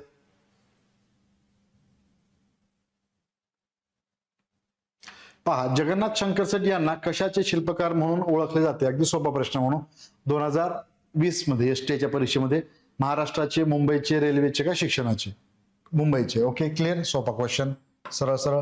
मुंबईचे शिल्पकार हे क्वेश्चनचा आन्सर म्हणजे देण्याची गरज नाही समजा सोपंच आहे म्हणून मी लगेच उत्तर सांगितलेलं आहे. लक्षात आला प्रश्न काय होता त्यांच्याविषयीचा तर मुंबईचे शिल्पकार. यानंतर सतीच्या चालीचे निर्मूलन करण्यासाठी जॉन माल्कम यांनी मुंबईत चालवलेल्या प्रयत्नांना कोणी पाठिंबा दिला. आता पहा या क्वेश्चनचं कसं अनालिसिस करायचंय. हा पॉइंट मेन्शन केलाय का आपण उत्तर आपल्याला माहिती आहे जगन्नाथ शंकर शेठ पण ठीक आहे पण ह्याचा उल्लेख केलाय का तर नाही. आपण नोट्स मध्ये उल्लेख केलाय का सतीच्या चालीचे निर्मूलन करण्यासाठी जॉन माल्कम या व्यक्तीचं नाव माहिती नाही आपल्याला. सतीची चाल सती प्रथा सतीची बंदी सतीच्या चालीवरती बंदी त्याचं निर्मूलन करण्यासाठी प्रयत्न केल्याचा उल्लेख केलेला आहे त्या व्यक्तीला अनुसरून. मात्र हे असं स्टेटमेंट देऊन जॉन माल्कमचा उल्लेख केला नव्हता. फक्त लक्षात घ्यायचं सतीच्या चालीचे निर्मूलन कुठे मुंबईत असा उल्लेख झालेला आहे. सर्वप्रथम जर कोणी केला असेल प्रयत्न तर जगन्नाथ शंकर शेठ हे आपल्याला लक्षात आलं पाहिजे. आता आपण इथं असतो की जॉन माल्कम म्हणलेलं आहे सरांनी थोडंसं ते विल्यम बेंटिक वगैरे म्हटलं होतं तिकडचं सांगितलं होतं त्यामुळे जगन्नाथ शंकर शेठ यांच्या व्यतिरिक्त आणखी कोणी असू शकतं की काय असं वाटतं परंतु नाही. मुंबईत म्हटलं सतीच्या चालीबद्दलचा प्रश्न आला त्याला रिलेटेड करून आणखी नाही म्हणेन मी तुम्हाला यांचं नाव खोडून वेगळ्या पद्धतीनं क्वेश्चन जरी विचारला गेला तिथे तरी जगन्नाथ शंकर शेठ हे उत्तर असणार आहे. मुंबईतून जर पाहायला गेलं मुंबई प्रांतातून मुंबईतून सतीच्या चालीचं निर्मूलन करण्यासाठी कोणी पाठिंबा दिला किंवा कोण पुढे आलं होतं एकमेव व्यक्ती जगन्नाथ शंकर शेठ हे नाना शंकर शेठ. करेक्ट. लक्षात घ्या. म्हणून असं नाही की आता हे नाव घेतलंच नाही किंवा नोट्समध्ये नाहीच अभ्यासलेलं नाहीच म्हणून एकदम गोंधळून जायचं कारण नाहीये. हे आपल्याला रेडी राहायचं आहे. असा एक प्रश्न आला तर क्लिअर. म्हणजे सर्व म्हणजे नोट्स किंवा अभ्यास किंवा रिव्हिजन ज्यावेळेस करत असतो सर्व परिपूर्ण तयारी आपली झालेलीच असते. बरेच विद्यार्थी करतायत काहींचा रिझल्ट येतो काहींचा येत नाही. इथेच हा एवढाच फरक आहे. आलं लक्षात. म्हणजे तुम्ही अभ्यास करत नाही अशातला भाग नाहीये. आपण अभ्यास करतो तर रिझल्ट येणं न येणं हा एक वेगळं पार्ट आहे. त्यामध्ये मग बऱ्याच जणांनी अशा पद्धतीने विचार केलेला असतो पेपर देत असताना तो अनुभव त्यांना आलेला असतो त्यानुसार मग त्या प्रश्नांचं उत्तर दिलं जातं. इथे एवढंच गडबड होतं हे माहिती असतं सर्वांनाच. प्रश्नाचं उत्तर देत असताना आपण एखादा अनावधानानं थोडासा वेगळा विचार करतो तिथे एक गल्लत होते आणि तिथे ज्यांनी बरोबर आन्सर केलं ते एक यादी येते समोर मेरिट लिस्ट मध्ये येणाऱ्याची म्हणून त्यांचा रिझल्ट येतो आणि आपला राहून जातो. मग आपल्याला वाटतं की अरे आपण माझं काय चुकलंय एखाद्या दोन प्रश्नामुळे माझा रिझल्ट काय गेला याचं रिझन हेच असतं. हे आपण तसा विचार करत नसतो काही वेळेला. त्यासाठीच मग बाय प्रॅक्टिस सराव PYQ सराव अभ्यास नोट्स रिव्हिजन आणि या गोष्टी कळणं की प्रश्नाचं उत्तर कसं द्यायचंय ही ट्रिक आली आपल्याला बरोबर आपण सर्व म्हणजे त्या जे तुम्ही ध्येय ठेवलेलं आहे ते पूर्ण होऊन जाणार आहे. क्लिअर. या पद्धतीने विचार करायचा सर्व प्रश्नांचाच. या म्हणजे इव्हन मी फक्त हिस्ट्री बद्दल नाही बोलत आहे बाकीच्या विषयांच्या बाबतीत त्या पद्धतीने तुम्हाला ते सॉल्व्ह करायचं. ओके. येस. तर मला वाटतं म्हणजे हे दोन समाज सुधारक होतील परंतु बराच वेळ शिल्लक असल्यामुळे आणखी एका समाज सुधारकाबद्दल मी थोडीशी माहिती देणार आहे. पीपीटीच्या स्वरूपात आपण नंतर माहिती घेऊ. इथपर्यंत कोणाचं काही म्हणणं असेल तर सांगा. थँक्यू म्हणून असं इथे केलं होतं परंतु वेळ आहे 2 होतील असं वाटलं.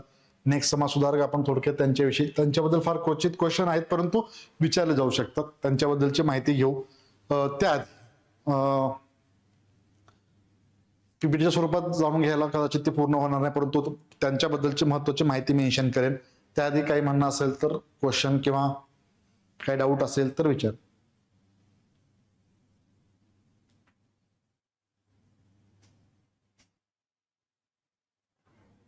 येस, एल्फिन्स्टन पहिले, संजय बरोबर.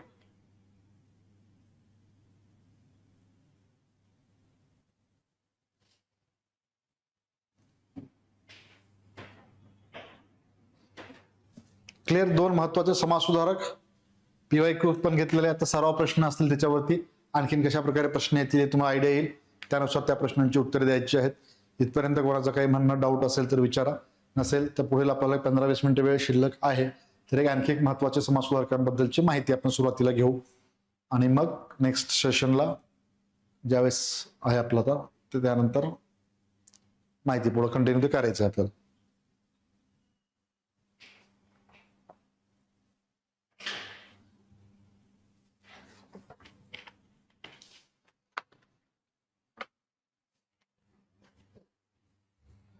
ओके, चलो करायचं कंटिन्यू.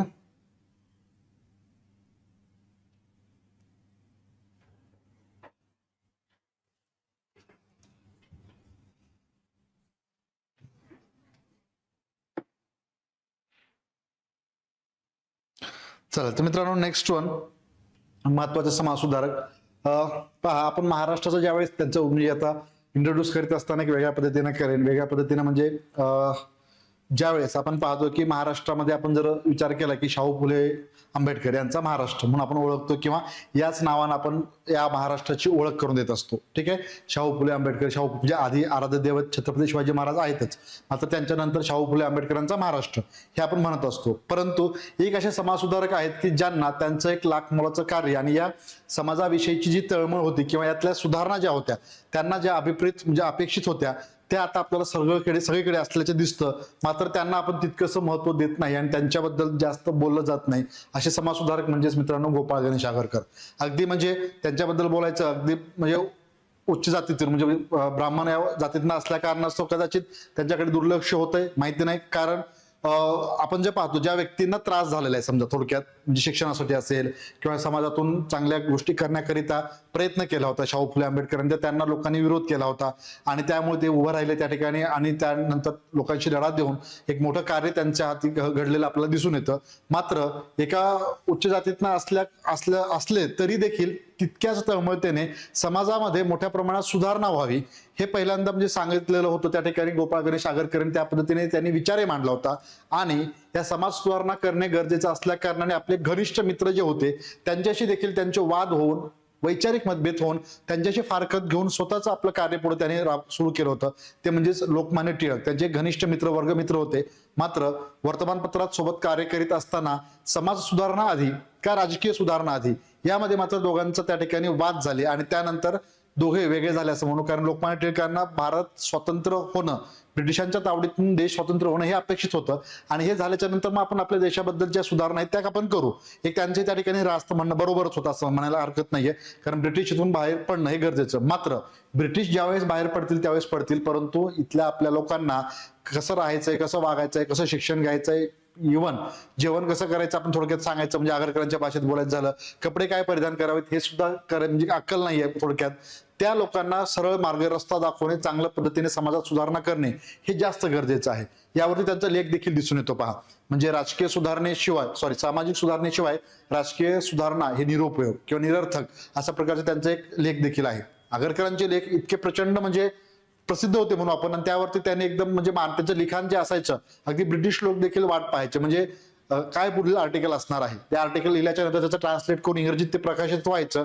मात्र बऱ्याच अंशात असं व्हायचं आगरकरांच्या आर्टिकल वर लिहिण्याचा भर होता समाज सुधारणेकडे होता. टिळकांना ते लक्षात आल्याच्या नंतर त्यांना विचारणाही केली होती की तुम्ही ब्रिटिशांबद्दल जास्त लिहायला पाहिजे समाज सुधारणेपेक्षा, मात्र मला हे जमणार नाही हे त्यांनी स्पष्ट सांगितलं आणि मैत्रीत खंड पडला असं म्हणू. अविरतपणे बऱ्याच वर्षापासून मैत्री सुरू असताना विचारामुळे वैचारिक मतभेद आणि समाज सुधारणेकडे पूर्णतः आगरकर हे वळले होते. थोडक्यात सांगायचं मित्रांनो, त्यांच्या आर्टिकलचं उदाहरण देऊन मी तर मेन्शन करेन. पहा, आज जे काय आर्टिकल आपण आज जे समाजातील आपलं सुरू आहे, काही गोष्टी आणखीन सुरूच आहेत त्या काळात बंद झाल्या पाहिजेत. या समाजातील काही अनिष्ट प्रथा रूढी वगैरे जे आहेत ते बंद होणं गरजेचं आहे. त्यानुसारच समाज सुधारण्यासाठी एक दिशा मिळेल आणि समाज एक प्रगल्भ होईल असं त्यांचं म्हणणं होतं. त्यात त्यांचा एक लेख आहे पहा, प्रेतक्रिया आणि प्रेतसंस्कार या नावाचा. ऐकलं असेल तुम्ही, प्रेतक्रिया आणि प्रेतसंस्कार हे आर्टिकल महत्वाचे.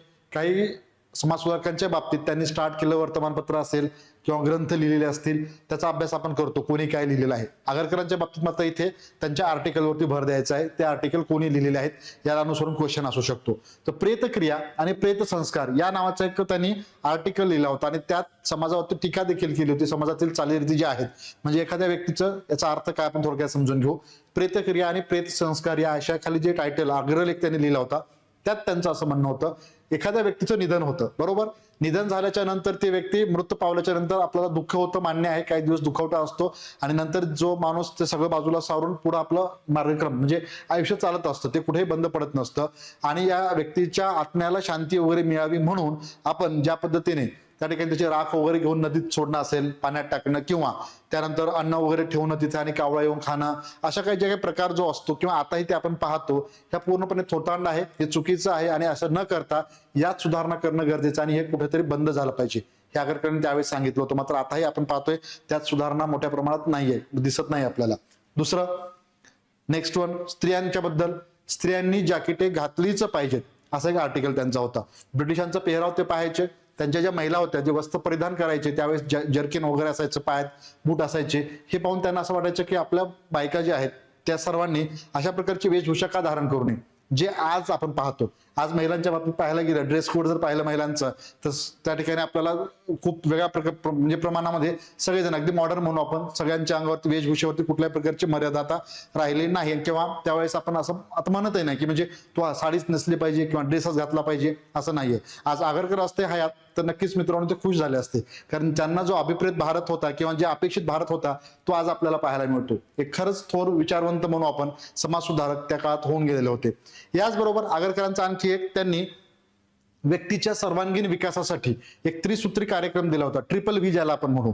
व्यवसाय, विवाह आणि विचार यात जर स्वातंत्र्य व्यक्तीला असेल तर त्याचा सर्वांगीण विकास होतो, त्याला कोणीही थांबवू शकत नाही असं त्यांनी सांगितलं होतं. ट्रिपल व्ही मध्ये काय, विचार सर्वप्रथम म्हणजे मनुष्याच्या विचाराला पूर्णतः स्वातंत्र्य पाहिजे, कुठल्याही प्रकारचं त्यावरती दडपण नसायला पाहिजे. सेकंड, व्यवसाय, व्यवसायात त्याला स्वातंत्र्य असलं पाहिजे कुठलाही व्यवसाय करण्याचं. थर्ड, विवाह, जे आज आपण लव्ह मॅरेज म्हणतो आजच्या काळामध्ये, त्यावेळेस त्यांनी तिथेच तेव्हा सांगितलं होतं की घरच्यांच्या किंवा आईवडिलांच्या मर्जीने एखादा मुलगा मुलगी मला आवडतं का नाही आवडतं हे न जाणून घेता, घरच्यांच्याच मनावरती लग्न न ठरवता, तिथे एखाद्या मुलाला जर मुलगी पसंत असेल आणि मुलीला मुलगा पसंत असेल तरच त्यांच्या पसंतीने विवाह व्हावेत, याकरिता विवाहाचं प्रत्येकाला स्वातंत्र्य असलं पाहिजे हे त्यांनी त्या ठिकाणी ठणकावून सांगितलं होतं. म्हणून पहा, आगरकरांचे विचार जे पाहतोय आपण तर दोन गोष्टीमध्ये आता बऱ्याच प्रमाणात सुधारणा झाली. आता हे लव्ह मॅरेज बऱ्याच प्रमाणात होत आहेत. ओके, आगरकर हे पाहायला पाहिजे होते, असं खरंच समाधानी झाले असतं असं म्हणू आपण. आणि त्याचबरोबर दुसरा याच्या आधीचा मुद्दा सांगितलेला, स्त्रियांनी जॅकेटे घातलीच पाहिजेत, हा एक अग्रलेख त्यांचा दिसतो, ज्यामुळे आज महिला मोठ्या प्रमाणात त्यांच्या सुधारणा झालेली आपल्याला दिसते. असे अनेक लेख आहेत. त्यानंतर 5 जणांचा हंगाम नावाचा एक त्यांचा आर्टिकल होता. यामध्ये आपला आता होळीचा सण उद्या 1 तारखेला येतोयच, बरोबर. म्हणजे कुठल्या सणावरती टीका टिप्पणी नाही, लक्षात घ्या. त्यामुळे त्यांच्या निदर्शनास आलेल्या, आगरकरांच्या वतीने त्यांच्या निदर्शनास आलेल्या काही गोष्टी त्यांनी तिथे नमूद केलेल्या आहेत. तर होळीचा सण, होळी पेटवतो, ठीक आहे, होळी पेटवल्याच्या नंतरचा प्रकार सर्वांना माहिती आहे आपल्याला काय असतं, म्हणजे थोडक्यात आपण बोंबलत फिरतो, बरोबर. हा प्रकार आपण पाहतो आपल्या अवतीभोवती, जे आपल्या भाषेत सांगायचं म्हणजे. तर त्यावरती टीकात्मक स्वरूपात, हे कुठल्या प्रकारचा बिभत्स असा सण, त्यामुळे यावरती टीकात्मक स्वरूपात 5 जणांचा हंगाम या नावाचा अग्रलेख आगरकरांनी लिहिला होता. ओके, असे काही ग्रंथ आहेत. त्यानंतर स्त्रियांच्या विषयी अलंकार मीमांसा, म्हणजे स्त्रियांनी दागिने वगैरे पेहराव करून फिरण्यापेक्षा ते दागिने बँकेत ठेवावेत, त्यावरती जे काही आपल्याला म्हणजे पैसे मिळतील, म्हणजे लोन वगैरे मिळेल, समजा कर्ज घ्यायचं, शिक्षणासाठी खर्च करायचं, या पद्धतीने त्यांचं म्हणणं होतं. परंतु दागिने घालून, सॉरी कर्ज नाही, म्हणजे शब्द जो थोडासा चेंज करू आपण, दागिने ठेवल्याच्या नंतर त्यावरती जो काही व्याज वगैरे असेल तो शिक्षणा किंवा चांगल्या सत्कार्याला वापरावा असं त्यांचं म्हणणं होतं. म्हणून अलंकार मीमांसा या नावाचं एक आर्टिकल आपल्याला त्यांचं दिसतं. तसेच दारूबाजी, व्यसनाधीन लोकांच्या जीवनावरती आधारित दारूबाजी हा एक त्यांनी लेख लिहिला होता. त्यानंतर हिंदुस्थानचे राज्य कोणासाठी या नावाचे ब्रिटिशांना ठणकावून सांगणारा तोही आर्टिकल आपल्याला दिसतो. असे अनेक आर्टिकल लिहिणारे गोपाळ गणेश आगरकर एक सुधारणावादी व्यक्ती आपल्याला दिसत आहेत, थोर समाज सुधारक, ज्यांचा जन्म 14 जुलै 1856 टेंभू सातारा, ओके, कराड सातारा या ठिकाणी झालेला होता. सुरुवातीला 1875 मध्ये मॅट्रिक म्हणजे 75च्या नंतर पुढे शैक्षणिक सुरुवात जर पाहायला गेला आगरकरांची आर्थिक परिस्थिती देखील अगदी हालाखीची होती. मात्र त्यानंतर शिक्षणासाठी त्यांना खूप शिक्षण घ्यायचंच होतं. या 8 तास त्यांचा जो मनी होता आणि तो त्याने पूर्ण केला होता स्वतः. म्हणजे आता जे म्हणतो आपण शिकवा, कमवा आणि शिका, त्या पद्धतीने त्यांनी कंपाऊंडर म्हणून काही ठिकाणी काम केलं, कारकून म्हणून काम केलं. यानंतर त्यातनं जो काही आर्थिक म्हणजे जे पैसे जमा व्हायचे शिक्षणाकरिता खर्च केलं. मॅट्रिकची परीक्षा अकोला या ठिकाणावर पूर्ण झाले. त्यानंतर डेक्कन महाविद्यालयात पुणे या ठिकाणी आल्याच्या नंतर 1877-78च्या दरम्यान आपल्याला BA ची परीक्षा पास झालेली दिसतात, ओके, सुरुवातीला. आणि त्याच वेळेस लोकमान्य टिळकांशी त्यांची घनिष्ठ मैत्री होते. अगदी टिळकांचं जर म्हणजे आपण जर पाहिलं एकदम म्हणजे पर्सनॅलिटी आणि आगरकरांची दोघांची समोर आली आपल्या डोळ्यासमोर, तर टिळक आपलं धष्टपुष्ट दिसत आहेत, आगरकर एकदम सडपातळ वगैरे, ओके. आगरकरांच्या अंगावरती कोणी मारायला धावून जरी आलं लगेच टिळक एकदम समोर यायचे. आणि कोणी जर म्हणजे त्या पद्धतीने आक्रमकपणे आपल्या अंगावरती येत असेल त्याला अरे का रे असं जरी म्हटलं तरी टिळकांना घाबरूनच लोक पळून जायचे. आणि आगरकर मात्र का रे म्हटलं तर काही नाही बाबा माझं चुकलंय म्हणून गप्प बसायचे. या पद्धतीने असं दोघांचं म्हणजे अगदी मवाळाचा हाल असं थोडक्यात वर्णन करू शकतो आपण. या मृदू स्वभावाचे असणारे गोपाळ गणेश आगरकर यांनी 1880 मध्ये MA ची पदवी संपादन केली. इतिहास आणि तत्वज्ञान, तर्कशास्त्र हे विषय घेऊन त्यांनी MA पूर्ण केलं होतं डेक्कन महाविद्यालयातून. पुढे मित्रांनो 1 जानेवारी 1880 या वर्षी लोकमान्य टिळक आणि विष्णूशास्त्री चिपळूणकर यांच्या सहकार्याने आज आपण पुणे या ठिकाणी पाहतोय न्यू इंग्लिश स्कूल जे दिसतं तुम्हाला, त्याची स्थापना यांनीच केली होती. यांच्याच पुढाकाराने झाली असं म्हणून. त्यात तिघांचा सहभाग होता हे लक्षात घ्यायचंय. त्यात मेन गोपाळ गणेश आगरकर, लोकमान्य टिळक आणि विष्णूशास्त्री चिपळूणकर या तिघांच्या सहकार्याने 1880 या वर्षी न्यू इंग्लिश स्कूलची स्थापना. मग पुढं 1881 या वर्षी लोकमान्य टिळक केसरी आणि मराठा ही वर्तमानपत्र स्टार्ट करतायत. कोणी स्टार्ट केलं? आगरकरांनी नाही. परत लक्षात घ्या, लोकमान्य टिळकांनी केसरी आणि मराठा स्टार्ट केलेला आहे. केसरी मराठी भाषेत प्रकाशित व्हायचं, मराठा इंग्रजी भाषेत प्रकाशित व्हायचं. आणि या केसरीचं संपादक पद जे आहे, जोपर्यंत दोघात वाद होत नाहीत, वैचारिक मतभेद होत नाहीत, तोपर्यंत म्हणजे 1881 ते 1887 पर्यंत केसरीचं संपादक पद मराठीतून जे प्रकाशित व्हायचं ते आगरकरांनी सांभाळलं होतं. तर मराठा इंग्रजीतून प्रकाशित व्हायचं त्याचं संपादक पद लोकमान्य टिळकांनी सांभाळलं होतं. मात्र 1887 मध्ये वैचारिक मतभेद कशावरनं? राजकीय सुधारणा आधी का सामाजिक सुधारणा आधी, यावरनं वैचारिक मतभेद दिसतात. आणि पुढं मग 1888 या वर्षी आगरकर स्वतःच एक साप्ताहिक स्टार्ट करतात, त्याचं नाव सुधारक, ओके. सुधारक आल्याच्या नंतर मग आगरकरांची थोडीशी गोची होती, आपण म्हणून आपल्या भाषेत गोची इन द सेन्स की आपण तर सुधारक स्टार्ट केलंय, आपण लिखाण करतोय, मात्र माझं जे विचार आहे ते ब्रिटिशांना कळले पाहिजे जे मी मांडतोय समाज सुधारणेकरिता, आणि खऱ्या अर्थाने ते सुधारणा करणारे आहेत. मग मी हे आर्टिकल लिहित असताना मराठीतनं काहीच लोक वाचणार आहेत, तिथं त्यांच्यापर्यंत पोहोचवणे कामाचं नाही, ब्रिटिशांना कळलं पाहिजे. याकरिता आता इंग्रजीत कोण लिहिणार आहे असा प्रश्न त्यांच्या समोर पडला. कारण टिळकांकडे ते जाऊ शकत नव्हते, आधीच वाद झालेला. आता मी तुझं बघ बाबा, मी काही मदत करणार नाही, म्हणजे आपल्या भाषेत सांगायचं म्हणजे, तर ते असं म्हणतील. त्यामुळे ते टिळकांकडे न जाता मग त्यांना असं वाटलं की आगरकरांना की सुधारक देखील इंग्रजीत यावं. आता परीक्षेसाठी हा महत्वाचा पॉईंट असेल, लक्षात घ्या. स्टोरी टाईप जाऊन घेत असताना परीक्षा पॉईंट यात आहेत हे लक्षात असू द्या, ठीक आहे. न्यू इंग्लिश स्कूल पाहिलं, केसरी मराठा पाहिलं. यानंतर 1887 ला राजीनामा दिला केसरीच्या संपादक पदाचा, वैचारिक मतभेद होऊन 1888 ला स्वतःचं सुधारक साप्ताहिक स्टार्ट केलं.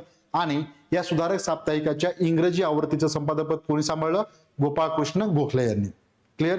हे लक्षात ठेवायचंय. गोपाळकृष्ण गोखले हे सुधारकच्या इंग्रजी आवृत्तीचं संपादक पद सांभाळलं होतं. मराठाचं टिळकांकडे आहे, इथं टिळक नाही आहेत, हे लक्षात घ्या. मग थोडस मागे येऊ परत. 1880 ला आपण पाहिलं न्यू इंग्लिश स्कूलची स्थापना, 1881 ला केसरी मराठा सुरुवात. पुढं 1884 या वर्षी डेक्कन एज्युकेशन सोसायटीच्या स्थापनेत त्यांचा पुढाकार होता. अनेक मंडळी होती, त्यात लोकमान्य टिळक, आगरकर होते. आगरकरांचे सहभाग. 1884 डेक्कन एज्युकेशन सोसायटीच्या स्थापनेच्या नंतर या सोसायटीच्याच अंतर्गत पहिल्यांदाच म्हणजे या सोसायटीच्या अंतर्गत पहिलं महाविद्यालय या ठिकाणी स्थापन झालेलं 1885 या वर्षी. कोणतं? तर ते म्हणजेच फर्ग्युसन महाविद्यालय. आज आपलं जे फर्ग्युसन कॉलेज दिसतं तर ते 1885 त्यातही आगरकरांचा सहभाग होता.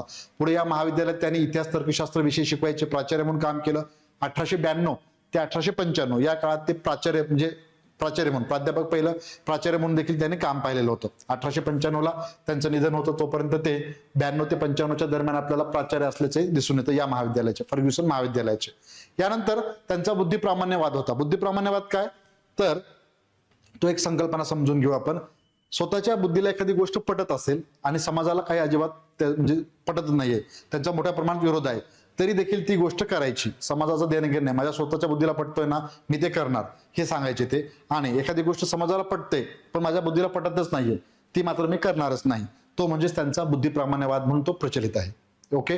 पुढं विवाह तुम्हाला सांगितलं, विचार, व्यवसाय, विवाह या तिघात स्वातंत्र्य असेल या तिन्हीमध्ये तरच व्यक्तीचा सर्वांगीण विकास होतो, हे आगरकरांचं म्हणणं होतं. त्यांनी काही ग्रंथांचं लिखाण देखील केलेलं आहे. त्यापैकीच गुलामगिरीचे शस्त्र असेल, डोंगरीच्या तुरुंगातील आमचे 101 दिवस, विकार विलसित, शेक्सपियरचं हेमलेटचं भाषांतर आहे ते, विकार विलसित, वाक्यमीमांसा, विकार विलसित, गुलामगिरीचे शस्त्र, डोंगरीच्या तुरुंगातील आमचे 101 दिवस, हे काही त्यांचे महत्वाचे ग्रंथ. केसरीतील निवडक निबंध, सुधारकातील वेचक लेख, अशा प्रकारचे ग्रंथ त्यांनी लिहिलेली होती. कोण? गोपाळ गणेश आगरकरांनी. याचबरोबर बालविवाहाला त्यांनी विरोध केला होता. विधवा पुनर्विवाहाला चालना मिळावी असे त्यांचं मत होतं. या पद्धतीचे काही विचार समाज सुधारणेसाठीचे आपल्याला त्यांचे दिसत आहेत. यानंतर जॉन स्टुअर्ट मिल आणि हार्बर्ट स्पेन्सर या दोन व्यक्तींचा, विचारवंतांचा त्यांच्या जीवनावरती विशेष असा प्रभाव देखील होता. ओके. दम्याच्या विकारानं अवघ्या वयाच्या 39व्या वर्षीच त्यांचं निधन झालेलं होतं, 1895 या वर्षी गोपाळ गणेश आगरकरांचं. तर एकूणच थोडक्यात आणि महत्वाचे एक विचार, आगरकरांचा विचार ज्या प्रमाणात त्यांना प्रचंड लोकप्रियता देखील मिळायला पाहिजे, खरं तर त्यांनी त्यावेळेस जो विचार मांडला होता तो आज खऱ्या अर्थाने काही ठिकाणी लागू पावला आणि आज समाजात आपल्याला अवतीभोवती तो दिसतोय.